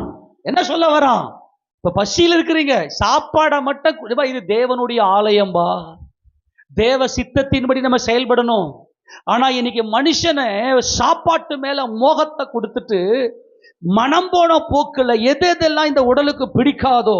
இப்ப உதாரணத்துக்கு பாருங்க, இன்னைக்கு இருக்கக்கூடிய எல்லா கம்பெனிகள்லயும் கேன்டீன், அவன் ஆஃபர் கொடுக்கும் போதே பஸ் வசதி உண்டு, பிஎஃப் இஎஸ்ஐ உண்டு, அப்புறமா வார விடுமுறை உண்டு, அப்புறமா கேன்டீன் சாப்பாடு உண்டுன்னு சொன்னதோ ஜில்லுன்னு ஆயிடும். அப்ப கேன்டீனுக்கு தான் அந்த கம்பெனியில அங்க போயிட்டு அவன் குடுக்கிறத எடுத்து போட்டு நல்லா உள்ள அடிக்கிறது. அவன் என்னென்ன மாவை உள்ள போட்டு, கார்ன்ஃபிளவர் போடுறத பிரச்சனை கிடையாது, மைதாவை உள்ள போட்டு கலக்கி அதோட டேஸ்ட்டுக்காக மற்ற காரியங்கள்லாம் உள்ள போட்டு கலந்து நாசாப்படுத்தி கொடுக்குறான். நம்ம ஆளுங்க நல்லா தின்னுபிட்டு வந்து, நான் என்னத்தை சாப்பிட்டுட்டேன் அப்படின்னு வர ஒரு பரிசுத்த பாட்டு பாடுறது. நான் எதுவும் கூட சாப்பிட்டு இல்லையே. சில பேர் சொல்லுவாங்க, அம்மா உனக்கு தான் சுகர் இருக்குது, இதெல்லாம் வேணாமா? ஆமா, நான் சாப்பிட்டா மட்டும் உங்களுக்கு வந்து எதுக்குயா சொல்றாங்க? உனக்கு தான் சுகர் இருக்குது, இது ஸ்வீட் வேணும். ஆமா, நான் அப்படி என்னத்தை தின்னுறேன்? என்னையா உங்களுக்கு என்ன ப்ராப்ளம்? உங்களுக்கு நான் என்னத்தை தின்னுறேன்? அம்மா உங்களுக்கு பிபி இருக்குது வேணாம், இல்ல உங்களுக்கு தைராய்டு இருக்குது வேணாம். ஐயோ நான் சாப்பிட்டேன், நான் அழிச்சிடறேன். எதுக்குயா சொல்றாங்க? நீ எங்க உயிரோடு இருக்கணும், சீக்கிரமா போய் அல்ப ஆயுசுல போய் சேர்ந்துடக்கூடாது, நீ எங்களுக்கு வேணும்ன்ற அக்கறையில சொல்றாங்க. மறைச்சு தின்னு போறது. ஐயோ அவர் பாப்பாரு, அவங்க பாப்பாங்க, அவங்க மேல நான் சேர்த்து சாப்பிட்றேன். யார் இந்த வேலையை நட்டுறது? உங்க அப்பன். அந்த ஆண்டு சொல்லுங்க, நீங்கள் உங்கள் பிதாவாகிய பிசாசினால் உண்டானவர்கள், அவன் இச்சையின்படி செய்ய அந்த மனதை ஃபுல்லா கண்ட்ரோல் பண்ணி வச்சு, அதுக்கு தான் ஆண்டவர் சொல்றாரு, வந்தது தீனி பண்டாரங்க ஜெபம் பண்றாரு. அதான் எதெல்லாம் ஆகாதோ அதுக்கெல்லாம் தின்றது. அதே மாதிரி இந்த பாருங்க, இப்போ நான் மறுபடியும் சொல்லலாம், கவனிங்க, நம்ம சாப்பிட்ற சாப்பாட்டுல பேய் இருக்கு. உன் சொந்தக்காரன் என்ன பண்ணுவானா, எல்லா விக்கிரகத்துக்கும் போயிட்டு நல்லா மந்திர சூனியம் பில்லி சூனியம் பண்ணிட்டு வச்சுன்னு உட்காந்துருப்பான். விக்கிரகத்துக்கெல்லாம் பையனா பண்ணுவான். நல்லா கவனிங்க, இந்த சூனியம் எல்லாம் வைப்பாங்க தெரியுமா? இந்த சூனியை வச்சுட்டு இந்த ஆவிகள் என்ன செய்யும்னா, நேரா வந்து உங்களுடைய மனதை கண்ட்ரோல் பண்ணி உங்களுக்கு எது ஆகாதோ அதை சாப்பிட வச்சு சிக்காக்கி சாக்கடிக்கும். நான் மாட்டு வருங்க, சூனியத்துக்கு மட்டும் நீங்க எச்சரிக்கையா இருங்க. அந்த ஆவிகள் உங்களுக்கு உள்ள வந்துட்டு இருக்கு, உங்களுக்கு தெரியாது. நான் எதுவுமே சாப்பிடலையே, நான் சாதாரணமா தான் சாப்பிட்டேன். உள்ள போய் உடல் உறுப்புகளை பாதிப்புகளை கொடுத்துரும். சூனியம் பண்றது எல்லாம் நல்லா கவனிங்க. இந்த சூனியம் பண்றதை விட ஒரு பயங்கரமான கொலைபாதகம் வேற எதுவுமே இருக்காதுன்னு நினைக்கிறேன். ஒருத்தர் டைரக்டாவே கத்தி எடுத்துன்னு குத்திட்டானா அது கொலைபாதகம், கொலைகாரன் சொல்லிடுவாங்க. ஆனா அந்த சூனியக்காரன் அந்த ரங்கத்துல இருந்துக்குன்னே ஜனங்களை சகடிப்பான் பாருங்க, மனுஷங்களை சகடிப்பான் பாருங்க. அவன் பொல்லாத மனுஷ கொலைபாதகன். அதுக்கு பயங்கர பவர் இருக்கு. இந்த ஆவிகளை எல்லாம் முடுக்கி விடுவான். அது நேரா உனக்குள்ள வந்து உன் மனதை கண்ட்ரோல் பண்ணி அந்த சாப்பிட்ற சாப்பாடு விஷயத்துல நல்லா உன்னை வந்து பக்கம் ரெடி பண்ணி வச்சுன்னு ஒரு 2 நாள்ல உன்னை வச்சிருவான் அவன். அந்த மாதிரிலாம் தூண்டி விடுவான். நம்ம ஆட்களுக்கு இதெல்லாம் தெரியாது. அதான் ஆண்டவர் சொல்லிட்டாரு, நீ போயிட்டு முதல்ல அந்த அசுத்த ஆவிகளை வெளியேற்று, அந்த உடலை விட்டு அந்த ஆவிகள் வெளியே போகட்டும். இப்ப வந்து நல்ல சம்மர் சீசன். இந்த சம்மர் சீசனுக்கு என்ன சாப்பிடணும்னா உன்னை யோசிக்கவே விட மாட்டான். எது உனக்கு நல்ல ஹீட்டை கொடுக்குமோ அதை சாப்பிட வச்சு உடம்புல இருக்கிற தண்ணி எல்லாம் வத்த வச்சு, உடம்புல தண்ணியெல்லாம் வத்தி போச்சுன்னா சளி வரும், அப்படியே ஜுரத்தை தள்ளும், அப்படியே படுத்த படிக்க ஆகிட்டு கை காலெல்லாம் நடுங்கி நாக்கெல்லாம் வற்றி போய் சில சில குறிப்புகள்லாம் இருக்கு. இதெல்லாம் சிம்டம்ஸ் எல்லாம் நீங்க பார்த்தீங்கன்னாவே உங்க உடலை நீங்க ஜாக்கிரதையா பாதுகாத்துக் கொள்ளலாம். நான் அன்பாய் சொல்லுகிறேன், கர்த்தருடைய பெரிதான நோக்கமே என்ன நோக்கம் அப்படின்னா, அவருடைய தயவு உங்க மேல நீங்க ஜீவனோடு இருக்க வேண்டும். அவர்தான் ஜீவன். அவரோடு உடன்படிக்கை செய்திருப்பது உண்மையானால் நீங்க சாப்பிட்ற சாப்பாட்டுல நல்ல ஒரு கண்ட்ரோல் இருக்கும். இன்னொரு விஷயம் என்ன பண்ணுவீங்கன்னா, ரட்சிக்கப்படாத விக்கிரக ஆராதனை செய்கிறவனுடைய வீட்டில் போய் சாப்பிடுவீங்க. அவன் ஃபங்க்ஷனுக்கு போவீங்க, ஓசியில் வருது பிரியாணின்னு சொல்லிட்டு அவன் வீட்டுக்கு போயிடுவீங்க. அவன் சாப்பாட்டில் முழுக்க பேய் இருக்கும். இல்லை நான் ஸ்தோத்திரம் பண்ணி சாப்பிடுவேன். நான் என்ன சொல்றேன்னா, ஸ்தோத்திரம் பண்ணிட்டு குடிச்சிடுவோன்ற நான் சொல்றேன். குடி. உன் வீட்டுக்கார மட்டும் என்ன பண்றான், ஸ்தோத்திரம் மட்டும் தான் குடிக்கிறான். ஏசப்பா என் பொண்டாட்டிக்கிட்டு காப்பாத்துங்க ஆண்டவரே, காப்பாத்துனீங்களே உமக்கு ஸ்தோத்திரம் ஆண்டவரே தான் குடிக்கிறான். பாருங்க 8 வாசிகள் இந்த வசனத்தை. 1 கொரிந்தியர் 10வது அதிகாரம் 20வது வசனத்தை வாசிப்பால. 1 கொரிந்தியர் 10:20. அஞ்ஞானிகள் பலியிடுகிறவைகள் தேவனுக்கு அல்ல பேய்களுக்கே பலியிடுகிறார்கள் என்று சொல்லுகிறேன். நீங்கள் பேய்களோட ஐக்கியமாயிருக்க எனக்கு மனதில்லை. நீங்கள் கர்த்தருடைய பாத்திரத்திலும் பேய்களுடைய பாத்திரத்திலும் பானம் பண்ண கூடாதே. நீங்க கர்த்தருடைய போஜன பந்திக்கும் பேய்களுடைய போஜன பந்திக்கும் பங்குள்ள இருக்க கூடாது. நம்ம ஆட்களுக்கு இதெல்லாம் தெரியாது. நான் என்ன பெருசா பாவம் பண்ணிட்டேன், நான் தான் சர்ச்சுக்கு வரனேன், நான் ஏன் உடம்பு சிக்க ஆயிட்டேன், நல்லா இருப்ப, நீ ஃபங்க்ஷனுக்கு போய் வந்திருப்ப, அம்மாம்மா அங்க ஏதோ ஒன்று போட்டாங்க சாப்பிட்டுட்டேன், எனக்கு ஒன்றும் முடியலன்னு வந்து பெனாத்தின்னு உட்காந்துருப்ப. என்ன காரணம்ன்றீங்க, பேய் உள்ள போகும், அந்த அசுத்த ஆவிகள் உள்ள போகும்.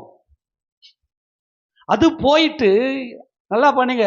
இப்ப விக்கிரகத்துக்கு படைக்கிற எல்லா படையல்கள்லையும் பார்த்தீங்கன்னா அந்த அசுத்த ஆவிகளுடைய தாக்கம் அந்த போஜனத்துல இருக்கும். அதான் கர்த்தர் சொல்றாரு, உடைய அப்பத்தைய தண்ணீரையும் நான் உங்களுக்கு ஆசீர்வதித்து கொடுக்கிறேன் என்று சொல்லி கர்த்தர் இங்கே சொல்லுகிறார். இன்னைக்கு தேவனுடைய பிள்ளைகளை இருக்கிற நமக்கு இந்த வியாதிகளை முற்றிலுமாய் விலக்கி நம்ம என்ன அவருடைய பிரசன்னத்துக்குள்ள அவருடைய சமூகத்துக்குள்ள வந்திருக்கிறோம். அதனால நான் என்ன சொல்றேன்னா, நீங்களே உங்களை நிதானித்துக் கொள்ளுங்க, ஈஸியா கண்டுபிடிச்சிக்கலாம். இப்ப வியாதி எதனால வருது சொல்லுங்க, நம்ம சாப்பிட்ற சாப்பாட்டினால வருகிறது. ஆக இந்த சாப்பாடை கட்டுப்படுத்துறது யாரு சொல்லுங்க, சாப்பாடை கட்டுப்படுத்துறது யாரு? அசுத்த ஆவி. இப்ப சில பேர் பார்த்தீங்கன்னா ஃபாஸ்டிங் இருப்பாங்க. ஃபாஸ்டிங் இருந்தாக்கா, இப்ப ஜப்பான்ல 2 விஞ்ஞானிகளுக்கு ஒரு நோபல் பிரைஸ் கொடுத்தாங்க. ஜப்பான்ல அவங்க என்ன பண்ணாங்கன்னா ஒரு ஆராய்ச்சி ஒன்று கண்டுபிடிச்சாங்க. மனிதன் சாப்பிடாமல் இருக்கும்போது, அதாவது ஃபாஸ்டிங்ல அவன் இருக்கும்போது, அவனுடைய அழிந்து போன செல்கள் எல்லாம் மறுபடியும் உயிரடைந்து புதுப்பிக்கப்படுகிறதாம். மனிதன் சாப்பிடாம இருந்தான்னா, ஃபாஸ்டிங்ல இருந்தான்னா, ஒரு குறிப்பிட்ட நாட்களுக்கு ஏன் கர்த்தர் உபவாசம்லாம் இருக்க சொல்றா, அவனுக்குள்ள ஜீவனை உண்டாக்குகிறார். இந்த ஃபாஸ்டிங் இருக்கும்போது பயங்கர ஆச்சரியம் கண்டுபிடிச்சிட்டாங்க. இதெல்லாம் தேவனுடைய செயல்களை எல்லாம் கொஞ்சம் கொஞ்சமா கர்த்தர் வெளிப்படுத்தி கொடுக்கிறார். அப்ப என்ன செய்யுதுன்னா, உடல்ல அழுகி போன செல்கள் நீ நல்லா டைட்டா சாப்பிட்டுக்கினே இருந்தனாவே என்ன நடக்கும்னா, தேவையில்லாத பிரச்சனைகளை உடம்புக்குள்ள கொடுக்க ஆரம்பிக்கும். அதனால இந்த ஃபாஸ்டிங் என்பது மிகுந்த ஒரு நல்ல பலத்தை கொடுக்கும். இன்னொரு விஷயம் என்ன தெரியுமா, சில பேருக்கு குழந்தை பாக்கியம் இருக்காது. அதுக்கு நிறைய டாக்டர் கிட்ட போய் சுத்தின்னு திரிவாங்க, வேற ஒண்ணுமே இல்லை. நம்மால் என்ன பண்ணுவார்னா அன்லிமிட்டடா அடிப்பார் சாப்பாடு. அந்த ஹீட்லயே என்ன பண்ணுது, விந்தணுக்கள்லாம் ஒரு மாதிரி செயலிழந்து போய் கிடக்கும். இதனுடைய ரகசியம் தெரிய மாட்டேன். அவங்களுக்கு சாப்பாடை குறைக்கணும்னாலாம் இது நிறைய நான் ப்ராக்டிக்கலாக நான் பார்த்துருக்கேன். இதெல்லாம் அந்த ஒரு ரிப்போர்ட்லாம் எடுத்து பார்க்கும்போது நான் பார்த்துருக்கேன். நான் அன்பாய் சொல்லுகிறேன், நம்ம சரியா இந்த சாப்பாடு விஷயத்துல நம்ம கரெக்டாக கண்ட்ரோல், அது தேவனுடைய பரிசுத்த ஆவியானவரால் மட்டும்தான் சாப்பாட்டு மேல ஒரு கண்ட்ரோல். இது பயங்கரமான கிறிஸ்துவத்தினுடைய ஆவிக்குரிய உன்னத நிலைமை, பூரண பரிசுத்தமாகுதல் வந்தாதான் சாப்பாட்டுக்குள்ள கண்ட்ரோலா வந்து நமக்கு தேவன் ஜீவனை கொடுப்பார். ஆக நம்ம சரீர பலவீனத்தோடு இருப்பதை கர்த்தர் விரும்பவில்லை. அதற்காகத்தான் அவர் என்ன செய்றாருன்னு சொன்னா, இப்படிப்பட்ட மகிமையான காரியங்களை செய்து அவருக்கு ஜீவனை கொடுக்கும்படியா வைத்திருக்கிறார். ஆக இந்த அசுத்த ஆவிகளினாலே அந்த வியாதி இருக்கும். அந்த வியாதியினாலே அந்த காயப்பட்டு ரொம்ப பலவீனமா இருக்கும். இப்ப ஆண்டவர் என்ன சொன்ன, எண்ணெய் பூசி ஜெபம் பண்ணு, எண்ணெய் பூசி ஜெபம் பண்ணுன்றாரு. ஏன்னா இந்த ஆவிகள் தான் எல்லாத்துக்குமே காரணம். இப்ப இந்த பொருள் உனக்கு ஆகாதுன்னு சொன்னா நீ அதை தான் சாப்பிட்டு உட்காந்துருப்ப, சாப்பிட்டுட்டு மாத்திரை போட்டு உட்காந்துருப்ப. உனக்கு என்ன தண்டனை கொடுப்பா தெரியுமா ஆண்டவர்? என்ன தண்டனை கொடுப்பா சொல்லுங்க பார்க்கலாம். அப்படியே உயிரோடவே தோலை உரிக்கணும். உன்னெல்லாம் உனக்கு தான் ஆகாதுன்னு தெரியுதில்ல, ஏன் சாப்பிட்ற? இப்ப தெரிஞ்சு போச்சா உள்ள யாரு வேலை செய்யறதுன்னு? யார் வேலை செய்யறது? அவன் வேலை செய்யறான். அப்ப ஆண்டவர் என்ன சொன்னார்னா, இப்ப கவனிங்க, எந்தெந்த உறுப்புகள்லாம் பாதிக்கப்பட்டிருக்கிறதோ அந்தந்த உறுப்புகளுக்கு நீ எண்ணெயை பூசி ஜெபம் பண்ணு. இந்த எண்ணெய் என்பது பரிசுத்த ஆவியானவருடைய அபிஷேகத்தை காண்பிக்கிறது. பரிசுத்த ஆவியானவர் உள்ளே போய் மார்க்கு சுவிசேஷ புத்தகத்துல சீஷர்கள் என்ன செய்தார்கள் என்று வாசிக்க பார்க்கலாம். மார்க்கு சுவிசேஷம் 6வது அதிகாரத்துல சீஷர்களை 2 பேராக அனுப்பினார். அவர்கள் போய் என்ன செய்தார்கள்? 12-13 வசனத்தை வாசிக்க பார்க்கலாம். அவர்கள் புறப்பட்டு போய் மனம் திரும்புங்கள் என்று பிரசங்கித்து. நல்ல கவனிங்க, என்ன பண்ணாங்க? எல்லாருக்கும் கிடையாது இந்த ஸ்லாக்கியம், எல்லாருக்கும் அல்ல, மனம் திரும்பினவர்களுக்கு. அதாவது கர்த்தருடைய பந்தியில அவரோடு போஜனம் பண்ணுகிறவர்களுக்கு தான் இந்த ஸ்லாக்கியத்தை கர்த்தர் கொடுக்கிறார். இப்ப நீங்களா யாருடைய பந்தியில் இருக்கிறீங்க? எல்லாம் ஒரு ஆமென் சொல்லுங்க. ஏசப்பாவுடைய பந்தியில் இருக்கிறீங்க. அவங்க என்ன செஞ்சாங்க பாருங்க, வாசிங்க. அநேக பிசாசுகளை துரத்தி அநேக நோயாளிகளை எண்ணெய் பூசி சொஸ்தமாக்கினார்கள். இந்த வியாதிக்கெல்லாம் என்ன காரணம் தெரிஞ்சு போச்சா? எல்லா வியாதிக்கும் காரணம் யாரு தெரிஞ்சு போச்சா? உள்ள யாரு இருக்கு? பேய் இருக்கு. பர்டிகுலர் உறுப்பு அடிச்சுக்கினே இருப்பான் அவன். நம்ம ஜாக்கிரதையாக சாப்பாட்டுல கரெக்டா கண்ட்ரோல் பண்ணி இந்த வேத வசனத்தை நீ சாப்பிட்டா மட்டும்தான். நான் சொல்லி முடிக்கிறேன் அன்பான தேவஜனமே, இந்த வேத வசனத்தை நீ எந்த அளவுக்கு நீ சாப்பிடுறியோ, இரவும் பகலும் கர்த்தருடைய வேதத்தில் நீ தியானமா இருக்கிற, இரவும் பகலும் இந்த வேத வசனம் உனக்குள்ள கிரியை செய்கிறது என்றால் அந்த அசுத்த ஆவிகள் ஓடி போய்விடும். அப்போ கர்த்தர் இங்க என்ன சொல்றாருன்னா, இவங்க போயிட்டு சீஷர்கள் இந்த பேய்கள் எல்லாம் துரத்தி விட்டு, அசுத்த ஆவிகளை துரத்தி விட்டு, இந்த அசுத்த ஆவிகளால் சேதமடைந்த உறுப்புகளை எல்லாம் எண்ணெய் பூசி ஜெபித்தார்கள். புதிய ஏற்பட்ட சபையில உங்களில் ஒருவன் வியாதிப்பட்டால் அவன் சபையின் மூப்பர்களை அழைப்பானாக. இந்த மூப்பர்கள் என்பவர்கள் அப்போஸ்தலர், தீர்க்கதரிசிகள். இவர்கள் தான் சபையை நடத்தக்கூடிய தேவ அழைப்பை பெற்றவர்கள்.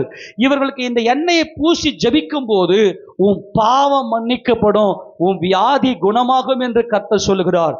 இது எப்படி குணமாக்குறார் என்றால் உடனே குணமாக்குகிறார். ஒரு வினாடியில் 1000ல் 1 பங்கு வீதத்தில் அவர் அவ்வளவு ஸ்பீடாக எனக்கு குணமாக்குகிற என் கர்த்தர் எனக்கு இருக்கிறார். கரங்களை ஆமென் சொல்லாமா? அந்த வசனத்தை வாசிங்க போல. யாக்கோபு தம்முடைய நிருபத்தில் எழுதும் போது, யாக்கோபு 5வது அதிகாரம், யாக்கோபு 5ஆம் அதிகாரத்துல 13ஆம் வசனம், உங்களில் ஒருவன் துன்பப்பட்டால் ஜெபம் பண்ண கடவன், ஒருவன் மகிழ்ச்சியா இருந்தால் சங்கீதம் பாட கடவன். நல்லா கவனிங்க, நம்முடைய ஸ்டேஜ் சொல்றாரு. உங்களில் ஒரு துன்பம் வருதா, என்ன துன்பம் வந்தாலும் போய் ஜெபம் பண்ணு. கர்த்தர் உன்னுடைய எல்லா துன்பத்தையும் மாற்ற அவர் வல்லமை உடையவர். அதே சமயம் உனக்கு மகிழ்ச்சியா இருக்கிறியா, நல்ல சங்கீதம் பாடி கர்த்தரை நல்லா பாடி துதி. அடுத்தது, உங்களில் வியாதிப்பட்டால் அவன் சபையின் மூப்பர்களை வரவழைப்பானாக. அவர்கள் கர்த்தருடைய நாமத்தினாலே அவனுக்கு எண்ணெய் பூசி அவனுக்காக ஜெபம் பண்ண கடவர்கள். நல்ல கவனி, இது தேவன் கொடுத்த கட்டளை. எந்தெந்த உறுப்பு எல்லாம் இன்னைக்கு செயலிழந்து போயிருக்கிறதோ அது அசுத்த ஆவி இப்ப உதாரணத்துக்கு சொல்றேன், நல்லா கவனிங்க. இந்த முழு உடலையும் இயக்கறது எதுனா நரம்பு மண்டலம். இப்ப டைரக்டா நரம்பு மண்டலத்தை அட்டாக் பண்ணிட்டோம்னா ஈஸியா அந்த மனுஷனை காலி பண்ணிடலாம், சீக்கிரமா காலி பண்ணிடலாம். பைத்தியக்காரன் ஆக்கி எல்லா நாடி நரம்பெல்லாம் ஆண்மையெல்லாம் காலி பண்ணி வச்சு அது டைரக்டா பண்றது தான் இந்த அசுத்த ஆவி. இந்த கஞ்சா சாப்பிட்றது, நீங்க போய் கஞ்சா சாப்பிட்றவனை போயிட்டு இல்ல குடிக்கிறவனை போயிட்டு குடிக்காதரா குடிக்காதரா குடிக்காதரா, கஞ்சா சாப்பிடாதரா கஞ்சா சாப்பிடான்னு சொன்னா இன்னும் தான் அதிகமாயிடுவான் உன் டென்ஷனை தாங்க முடியாம. நல்லா புரிஞ்சுக்கணும், நீங்க போயிட்டு நல்லா உபவாசம் பண்ணி ஆண்டவருடைய சமூகத்தில் அந்த அசுத்த ஆவிகளை முதல்ல துரத்துங்க. இந்த ஜாதி பிசாசு உபவாசத்தினாலும் ஜபத்தினாலுமே அன்றி வேற எதுலையும் புறப்பட்டே போகாது. அப்போ பாதிக்கப்பட்ட அந்த நரம்பு மண்டலம் எல்லாம் கிளியர் ஆகணும்னா எண்ணெயை பூசி ஜபம் பண்ணி அந்த எண்ணெயை பூசுங்க. இது தேவனே கொடுத்த கட்டளை. இதை நிறைய பேர் இன்னைக்கு வியாபாரமா பண்றாங்க, அது அப்புறப்பட்ட விஷயம், அதுல நமக்கு தேவையில்லை. ஆனால் சத்தியத்தின்படிய சத்தியம் நமக்கு சொல்லுகிறது, ஒருவன் வியாதி பட்டுட்டான்னா அவன் சபையின் மூப்பரை வரவழி என்றாரு. சபையின் மூப்பர் கிட்ட வா. நம்மால் என்ன பண்ண, கையில காசுக்குது. நான் டாக்டரை பார்த்தேன், எவ்வளோ டாக்டரை பார்ப்ப, அவன் ஓகே இது நல்லா பொன் முட்டை இடுகிற வாத்து, முழுக்க முழுக்க வாத்து மடையன், இவன் பொன் முட்டை இடுகிற வாத்து. இது வாடா நீ, உனக்கு உன்னை வச்சு நான் கறந்துக்கிறேன். நல்லா இன்னைக்கு நல்ல காசு பார்க்குற 2 டிபார்ட்மெண்ட் எதுன்னா, ஒன்று எஜுகேஷன் டிபார்ட்மெண்ட், இன்னும் மெடிக்கல் டிபார்ட்மெண்ட். அதுதான் இன்னைக்கு எல்லாம். நம்மால் என்ன பண்றதுன்னா கையில காசு இருக்குது, இவனுக்கு விசுவாசம் எல்லாம் ஒன்றும் கிடையாது. அன்பாய் சொல்லுகிறேன், முதல்ல உங்களுக்கு பிரச்சனையா, உங்களுக்கு வியாதியா, நல்லா உட்காந்து ஜபம் பண்ணு. உனக்கு கியூர் ஆகலையா, ஊழியக்காரர்கிட்ட வா, சபைக்குள்ள வா, நில்லு. நீ சுகமா இருக்க வேண்டும் என்பதற்கு தான் அவர் மரித்தார். உன் மரணத்தை அவர் ஜெயித்தார். இன்னமும் ஏன் வியாதியில உட்கார்ந்துங்கிற? அவர் உடனே சுகமாக்குகிற தேவன். எல்லாம் சொல்லுங்க, அவர் எப்படி சுகமாக்குகிறவரா? உடனே சுகமாக்குகிற தேவன். அப்ப கர்த்தர் சொல்றாரு, இவன் எண்ணெய் பூசி ஜெபிக்க கடவன். அப்புறம் அப்பொழுது விசுவாசமுள்ள ஜெபம் பிணியாளியை ரட்சிக்கும். கர்த்தர் அவனை எழுப்புவார். அவன் பாவம் செய்தவனானால் அது அவனுக்கு மன்னிக்கப்படும். நல்ல கவனி, வியாதி எதனால வருதுன்னா பாவத்தினால் தான் வியாதி. சில பேர் உங்க வியாதியை சொல்றதுலயே ஒரு பரிதாபம். ஐயோ, என் வியாதியை பார்த்து எல்லாரும் என் மேல பரிதாபம். உன் வியாதியை நீ அறிக்கை பண்ண நீ ஒரு துரோகி என்பதை வெளிப்படுத்தி கொண்டிருக்கிறாய். பாவத்தினால தான் மரணம் உள்ளே வருகிறது. அதனால தேவ சமூகத்துக்கு போய் பாவரிக்க பண்ணு, நான் அவனை எழுப்புவேன்றாரு. அவனை படுத்த படுக்கை விட்டு நான் எழுப்புவேன். அவனை நான் கடைசி நாளிலே நான் அவனை எழுப்புவேன். அவனை உயிரடைய செய்வேன் என்று கர்த்தர் சொல்லுகிறார். அன்பான தேவ ஜனமே, நான் சொல்லி முடிக்கிறேன், நான் மறுபடியும் சொல்றேன். கர்த்தர் இந்த வியாதியை விளக்க வேண்டுமே ஆனால், வியாதி உள்ள சரீரத்தோடு நீ சாவ அப்படின்னா நீ மகிமை அடைய முடியாது. நீ என்ன செய்யணும் அண்ணா, நீ நினைச்சு உட்காந்துங்கிற, நான் எவ்வளவு பெரிய ஆளு, நான் இந்த சாப்பாடுலாம் சாப்பிட மாட்டேன். சில பேருக்கு நல்ல காஸ்ட்லியான நல்ல டேஸ்டான சாப்பாடு இருந்தால் தான் சாப்பிடுவாங்க, நல்ல காஸ்ட்லி ட்ரெஸ் இருந்தால் தான் போடுவாங்க. நல்லா கவனிக்கணும், கடைசி நாளிலே கர்த்தர் அவனை எழுப்புவார். அவருடைய எக்கால சத்தம் தொனிக்கும் போது அவன் எழுந்திருக்க வேண்டும். அதுக்கு நீ என்ன செய்யணும் அப்படின்னா, ஆண்டவரே இந்த சரீரம் ஒரு பலவீனமான சரீரம் ஆண்டவரே அப்படின்னு நீ உணர்ந்துக்கின்னு இந்த சரீரத்துக்கு என்ன தேவையோ அதை நீ சாப்பிடணும். ஆண்டவரே இது அழிவுள்ள சரீரம், ஆண்டவரே இந்த அழிவுள்ள சரீரத்தை நான் எப்படி பாதுகாக்க வேண்டும் என்கின்ற புத்தி உனக்கு இருக்க வேண்டும்.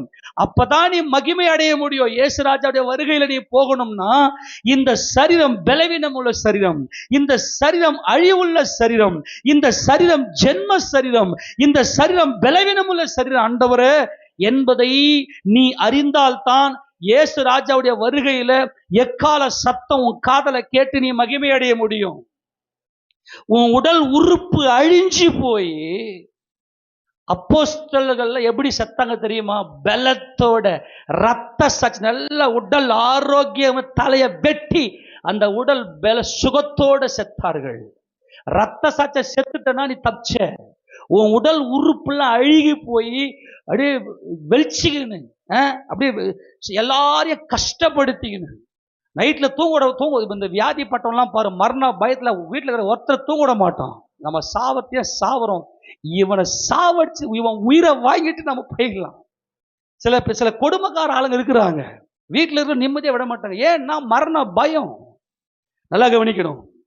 இந்த சரீரம் பலவீனம் உள்ள சரீரம் ஆண்டவரே, இந்த சரீரம் அழிவுள்ள சரீரம். இதுக்கு இந்த அழிஞ்சு போற சரீரத்துக்கு அப்படின்னா டேஸ்ட் உனக்கு. உடம்புக்கு தேவை பலன் கொள்ள சாப்பிடு, பலன் கொள்ள சாப்பிடு, குலமகனா இரு, பலன் கொள்ள. பலத்துக்காக மட்டும்தான் நீ சாப்பிடணும். 2 வசனத்தை காட்டி நான் முடிக்கிறேன், நல்லா புரிந்து கொள்ளுங்க. ரொம்ப முக்கியமான சத்தியம். உன் சரீரம் இயேசுராஜா வருகைக்கு முன்னாடி நீ செத்து போயிட்ட, நீ அடக்கம் பண்ணப்பட்டு ஏசப்பா வருகையில் அந்த சரீரம் எழுந்திருக்கணும் அப்படின்னா பலன் கொள்ள மட்டும் சாப்பிடணும். அந்த பலன் கொள்ள சாப்பிட்றது குலமகன், அது உயர்குலம், அது ராஜகுலம். அவங்க தான் என்ன செய்வாங்கன்னா, இந்த சரீரம் பலவீனம் உள்ள சரீரம், இந்த சரீரம் அழிவுள்ள சரீரம், இந்த சரீரம் ஜென்ம சரீரம், இதுக்கு என்னத்துக்குடா இவ்வளவு பெருசு இருக்குது, இது கர்த்தருடைய சித்தம் செய்வதற்கு மாத்திரம் என்னை அர்ப்பணிக்கிறேன்னு சொல்லி செயல்படும். பிரசங்கியின் புத்தகம் திருப்பி கொள்ளுங்க. அங்கே 10வது அதிகாரத்துல நாம எப்படி சாப்பிட வேண்டும் என்று சொல்லி அங்கே சொல்லப்பட்டதை மறுபடியும் வாசிக்க பார்க்கலாம். 10ஆம் அதிகாரத்துல 16, 17 வாசிக்க பார்க்கலாம். ராஜா சிறு பிள்ளையுமாய் பிரபுக்கள் அதிகாலமே உண்கிறவர்களுமாய் இருக்கப்பட்ட தேசமே உனக்கு ஐயோ. சோர தின்றவனே உனக்கு ஐயோ. இந்த அதிகாலமே என்பது தான் சுய இஷ்டத்தின்படி தின்றவனே. என் உடலுக்கு என்ன தேவை, என் உடலுக்கு என்ன பலன் தேவை, அது பரிசுத்த ஆவியானவர் மட்டுமே உனக்கு கொடுப்பார். அது இயேசு ராஜா மட்டுமே உனக்குள்ள வந்து உனக்கு வாசம் பண்ணி இந்த சரீரத்தை மகிமைப்படுத்துவார். நல்லா கவனி. ராஜா சிறு பிள்ளையுமாய் பிரபுக்கள் அதிகாலமே உண்ணுகிறவர்களுமாய் இருக்கப்பட்ட தேசமே உனக்கு ஐயோ என்றால் நீ நரகத்துக்கு தான் போவ. உனக்கு நியாய தீர்ப்பு நாள் என்ன, சாப்பாடு கண்ட்ரோல் கிடையாது. எதை சாப்பிடணும்னு உனக்கு தெரியணும். இன்னைக்கு உனக்கு எல்லாத்தையும் வாய பழக்க கூடாது. 2வது, ராஜா குலமகனுமாய் பிரபுக்கள் வெறிக்க உண்ணாமல் பலன் கொள்ள ஏற்ற வேளையிலே உண்ணுதலுமா இருக்கப்பட்ட தேசமே நீ பாக்கியம் உள்ளது. சில பேர் கோச்சிக்கினாங்கன்னா சாப்பிட மாட்டாங்க, பார்த்துருக்கீங்களா? சில பேர் வீட்டில் சண்டை போட்டாங்கன்னா வீட்டில் சாப்பிட மாட்டாங்க. அது என்ன செய்யணும், அந்த அசுத்த ஆவி என்ன செய்யணும், அவங்களை அப்படியே ஃபுல் கண்ட்ரோல் வச்சிடும். சாப்பிடாத உடல் உறுப்புகளை அழிக்க வச்சு அந்த தேவன் தங்குகிற இந்த ஆலயத்தை அழிக்கணும். சில பேர் என்ன பண்ண, கண்ட்ரோலே இல்லாம தாறுமாறா அடிக்கிறது. அப்போ இந்த ராஜா குலமகன் உயர்குல ராஜகுல நற்குல இந்த உன்னத அனுபவத்தில் இருக்கிறவங்களால மட்டும்தான் சாப்பாடு கண்ட்ரோல் இருப்பாங்க. இது தேவன் தங்குற ஆலயம். எப்ப நான் சாப்பிடணும், எவ்வளவு சாப்பிடணும், அங்க பொதுவா சொல்லக்கூடிய ஒரு நல்ல ஆலோசனை என்ன தெரியுமா? நம்முடைய வயிறு எப்பொழுதுமே கொஞ்சம் பசியாவே வச்சுன்னு இருந்தீங்கன்னா உங்க உடலுக்கு எந்த ஒரு வியாதியுமே வராது. பட்டினியா அல்ல, பசியாக. அதாவது 1/4 பாகம் வயிற்றுல எம்டி விடணும். ஜப்பானியர்கள்லாம் நல்ல ஆரோக்கியத்தோடு வாழறதுக்கு காரணம் என்னன்னு சொல்றாங்கன்னு சொல்லிட்டு ஆராய்ச்சி சொல்றாங்கன்னா, அவங்க பார்த்தீங்கன்னாக்கா வயிறை ஒரு 1/4 பகுதி 25% அவங்க அப்படியே எம்டியாவே, நம்மால் அப்படி நல்லா வயிறு முட்டை தின்னுட்டு நல்லா ரைட்டா ஏப்பம் விட்ட கூட அதுதான் சாப்பிட்ட சாப்பாடு. அந்த மாதிரி சாப்பிட்றது எல்லா வியாதிக்குமே காரணம் சாப்பாடு தான். அந்த சாப்பாடை தூண்டுறவன் யாருன்னா அந்த சத்துரு, அசுத்த ஆவிகள். அப்போ நீ என்ன செய்யணும்னா, ராஜா குலமகன் உன்னத அனுபவத்தில் இருக்கிறவன், உயர்குல மணவாட்டி, இந்த மணவாட்டி மட்டும்தான் என்ன செய்வாள் என்றால் சாப்பாட்டில் கரெக்டாக கண்ட்ரோல் இருக்கும். எங்கேயாவது வெளியே போகணும்னா நன்மை செய்ய போறியா போ, அவங்க வீட்டில் சாப்பிட்றதெல்லாம் உன்னை தாக்கி விட்டுரும். உன்னை அந்த வீட்டில் இருக்கிற ஆவியெல்லாம் உனக்குள்ள பூந்து நாசம் பண்ணி விட்டுரும். எத்தனை பேர் அனுபவத்தில் இருக்கிறீங்கன்னு தெரியல. நீங்க போயிட்டு உங்க சொந்தக்காரர் தான் பாருங்க, மாம்சத்தின்படியே சொந்தக்காரங்க. இதெல்லாம் அது அழிஞ்சு போற சொந்தம், இது நித்திய சொந்தம். அங்கெல்லாம் போய் தாறுமாற தின்னுபிட்டு எல்லா ஃபங்க்ஷனுக்கும் ஓடுறது, அவன் பண்ற எல்லா பூஜைகளாம் மாட்டி. இதான் அதிகாலமே உண்ணுவது என்பது தான் மனம் போன போக்குல இஷ்டத்துக்கு சாப்பிட்றது. ஆனா ராஜா குலமகனாயிருந்து கர்த்தருடைய ஆசீர்வாதம் அந்த சாப்பாட்டுல இருக்குமே. ஆனால் உன் போஜனத்துல கர்த்தருடைய ஆசீர்வாதம் இருந்தா மட்டும்தான் உனக்கு வியாதி வராம பாதுகாத்துக் கொள்ள முடியும். சேர்த்து வச்சு திடீர்னு தாக்கும் ஒரு நாள். எச்சரிக்கை. ஏன்னா பாவத்தின் சம்பளம் மரணம். அப்படி சொல்றாரு. அப்ப அதிக பிரபுக்கள் வெறிக்க உண்ணாமல் பெலன் கொள்ள ஏற்ற வேளையில உண்ணுகிறவமா இருக்கப்பட்ட தேசமே நீ பாக்கியமுள்ள தேசம். இந்த தேசத்துக்கு எப்படி வருது அப்படின்னா 1 கொரிந்தியர் 15 வாசித்து முடிங்க. இது வருகையில இந்த சரீரம் எப்படி எழுந்திருக்கும், இந்த பாக்கியமுள்ள இந்த சரீரம். 1 கொரிந்தியர் 15ல, ஏன்னா இவங்க தெரிஞ்சு போச்சு, வெறிக்க உண்ணாமல், வெறி கொள்ள உண்ணாமல், நான்வெஜ் நல்லா வறுத்தது பொரித்தது இந்த வெறித்தனத்துல உண்ணாம என் உடலுக்கு என்ன விட்டமின்ஸ் தேவை, எந்த பாகத்துல எனக்கு வலி இருக்கிறது, அதனுடைய பிரச்சனை என்ன, கர்த்தர்கிட்ட போய் நின்னீங்கன்னா எல்லாத்தையும் கர்த்தர் உங்களுக்கு வெளிச்சி போட்டு கொடுத்துருவாரு. அப்ப என்ன செய்வான்னாக்கா 42 வாசிப்பகலாம், மரித்தோரின் உயிர்த்தெழுதலும் அப்படியே இருக்கும், அழிவுள்ளதாய் விதைக்கப்படும், அழிவில்லாததாய் எழுந்திருக்கும். நல்லா கவனி. இந்த சரீரம் என்ன சரீரம் ஆண்டவரே? இது அழிவுள்ள சரீரம் ஆண்டவரே. அழிவுள்ள சரீரத்துக்கு எதுக்குங்க பெருமை? யார் யாரெல்லாம் ஆண்டவரே இந்த சரீரம் அழிவுள்ள சரீரம் ஆண்டவரே அப்படின்ற உணர்வு அவர்களுக்குள்ளே வந்து இது ஒரு மண்ணான சரீரம் ஆண்டவரேன்னு சொல்லி அவங்க இந்த சரீரத்தை, இந்த பாடியை சாப்பாடு விஷயத்துல கரெக்டா கண்ட்ரோல்ல இருந்தாங்களோ, அந்த அசுத்த ஆவியினால் அவங்க துரத்தப்பட்டு இருக்கிறாங்களோ, அந்த சரீரம் தான் எழுந்திருக்கும். அதுதான் குலமகன், அதான் ராஜகுலம், அதுதான் உயர்குலம், அதுதான் நற்குலம். கனவீனமுள்ளதாய் விதைக்கப்படும். இது கனவீனமுள்ள சரீரம் ஆண்டு. இதுக்கு என்னப்பா கனம்? நீ என்ன கனப்படுத்தல, நீ என்ன பெருமைப்படுத்தல, இது ஒண்ணுமே இல்லாத சரீரம் ஆண்டவரே. இந்த சரீரத்துக்கு ஒரு கனவீனம் உள்ளது. என்ன யாருமே என்ன கனப்படுத்த கூடாது. மற்றவங்க எனக்கு ஸ்தோத்திரம் பண்றதுக்கு நான் ஸ்தோத்திரம் ஆண்டவரே நான் குனிஞ்சிடுவேன். மற்றவங்க எனக்கு ஸ்தோத்திரம் சொல்றதுக்கு முன்னாடி நான் என்ன யார் என்ன, இது கனவீனம் உள்ளது ஆண்டவரே, இது நாசில சுவாசம் இருக்குது ஆண்டவரே. இந்த சரீரத்துக்கு என்னப்பா காணும்? இதுக்குதான் சண்டைகளை போட்டுக்கணும். யாருடைய சரீரம் எழுந்திருக்கும்? இந்த சரீரத்துக்கு தான் சாப்பாட்டுல தான் மாட்டிக்கணும் மனுஷன். அடுத்தது மகிமையுள்ளதா எழுந்திருக்கும் இந்த சரீரம். அடுத்தது பலவீனம் உள்ளதாய் விதைக்கப்படும், பலம் உள்ளதாய் எழுந்திருக்கும். இந்த விதை என்பது வசனம். தேவனுடைய வார்த்தையின் வல்லமை உனக்குள்ள இருந்தாதான் இந்த சரீரம் அழிவுள்ளது என்பது விதை. இந்த சரீரம் அழிஞ்சு போற சரீரம் ஆண்டவரே. இந்த சரீரம் கனவீனம் உள்ள சரீரம் ஆண்டவரே. இந்த சரீரம் பலவீனம் உள்ள சரீரம் ஆண்டவரே. அடுத்தது ஜென்ம சரீரம் விதைக்கப்படும், ஆவிக்குரிய சரீரம் எழுந்திருக்கும். ஜென்ம சரீரம் உண்டு, ஆவிக்குரிய சரீரமும் உண்டு. இதற்காகத்தான் கர்த்தர் உனக்கு சுகம் கொடுக்க வந்திருக்கிறார். இதற்காகத்தான் விதை. எது விதை? விதை என்பது வசனம். இந்த வசனம் உனக்குள் இருக்குமே ஆனால் இந்த சரீரம் அழிஞ்சி போற சரீரம். இந்த சரீரத்துக்கா ஓடி ஓடி ஓடி இப்படி சாப்பிட்டு பலன் கொள்ள சாப்பிடாம தாறுமாறா சாப்பிட்டு அசுத்த ஆவிக்கு இடம் கொடுத்து கண்ட்ரோல் இல்லாம சாப்பிடுறது. உடம்ப ஸ்லிம்மா வச்சுக்குங்க, ஆரோக்கியமா இருங்க. ஆரோக்கியம் உள்ள இந்த உடல் கர்த்தருக்கு பிரியமானது. நீ வியாதியோட படுத்து கிடப்ப, நீ நல்ல பெரிய பெரிய பரிசுத்தவான்லாம் பாருங்க பார்க்கலாம், அவங்க வியாதி செத்துருக்க மாட்டாங்க. கர்த்தர் எடுத்துக்கிறேன்னு சொல்றாரம்மா, நல்லா ஊழியம் செஞ்சுட்டு அப்படியே போய் படுப்பாங்க. கர்த்தர் அப்படியே எடுத்துக்குவார். உன் உடல் உறுப்பு நல்லா பர்ஃபெக்ஷனா இருக்கணும். அதுதான் ஆபிரகாமுடைய சரீரம். ஆபிரகாம் அவன் தெய்வீக சுகத்துக்குள்ளே வந்தவர். ஆபிரகாமுடைய சரீரம் செத்தவன் என்று அவர் அந்த நிலையில் இருந்த போதிலும் அவர் குழந்தையை பெற்றெடுத்தார். அந்த ஆரோக்கியம்தான் ஆபிரகாமுடைய மார்க்கம். 100 வயசுல சரீர செத்தவனுக்கு பிள்ளை பிறந்ததே, அதுதாங்க தேவனுடைய மகிமை. அதுக்காகத்தான் தேவன் நம்மை தெரிந்து கொண்டார். ஆக இது விதையாக மாற வேண்டும். இந்த ஜீவன், இந்த சரீரம் விதையாக மாற வேண்டும். எது விதை? இது அழிவுள்ளது, இது கனவீனம் உள்ளது, இது பலவீனம் உள்ளது, இது ஜென்ம சரீரம். அதுதான் விதை. அப்படி இந்த சரீரத்தை யாரு தங்களை பார்த்தாங்களோ, இப்ப நம்மளாம் வீடு கட்டுறோம். எதுக்கு இந்த வீடு? தற்சமயம் நம்மளாம் பரதேசி. ஆமென் சொல்லாமா? நாம் வரப்போகிற நகரத்தையே நாங்கள் நோக்கி இருக்கிறோம்.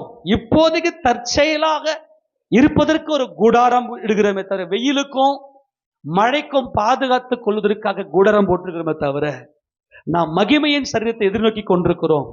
நான் மறுபடியும் சொல்லுகிறேன், மறுபடியும் உறுதியாய் சொல்லுகிறேன், யாருடைய மனம், யாருடைய ஆத்துமா இந்த சரீரம் அழிவுள்ள சரீரம் ஆண்டவரே நீ பார்க்கிறையோ, நீ விதை, நீ மறுரூபமாவாய்.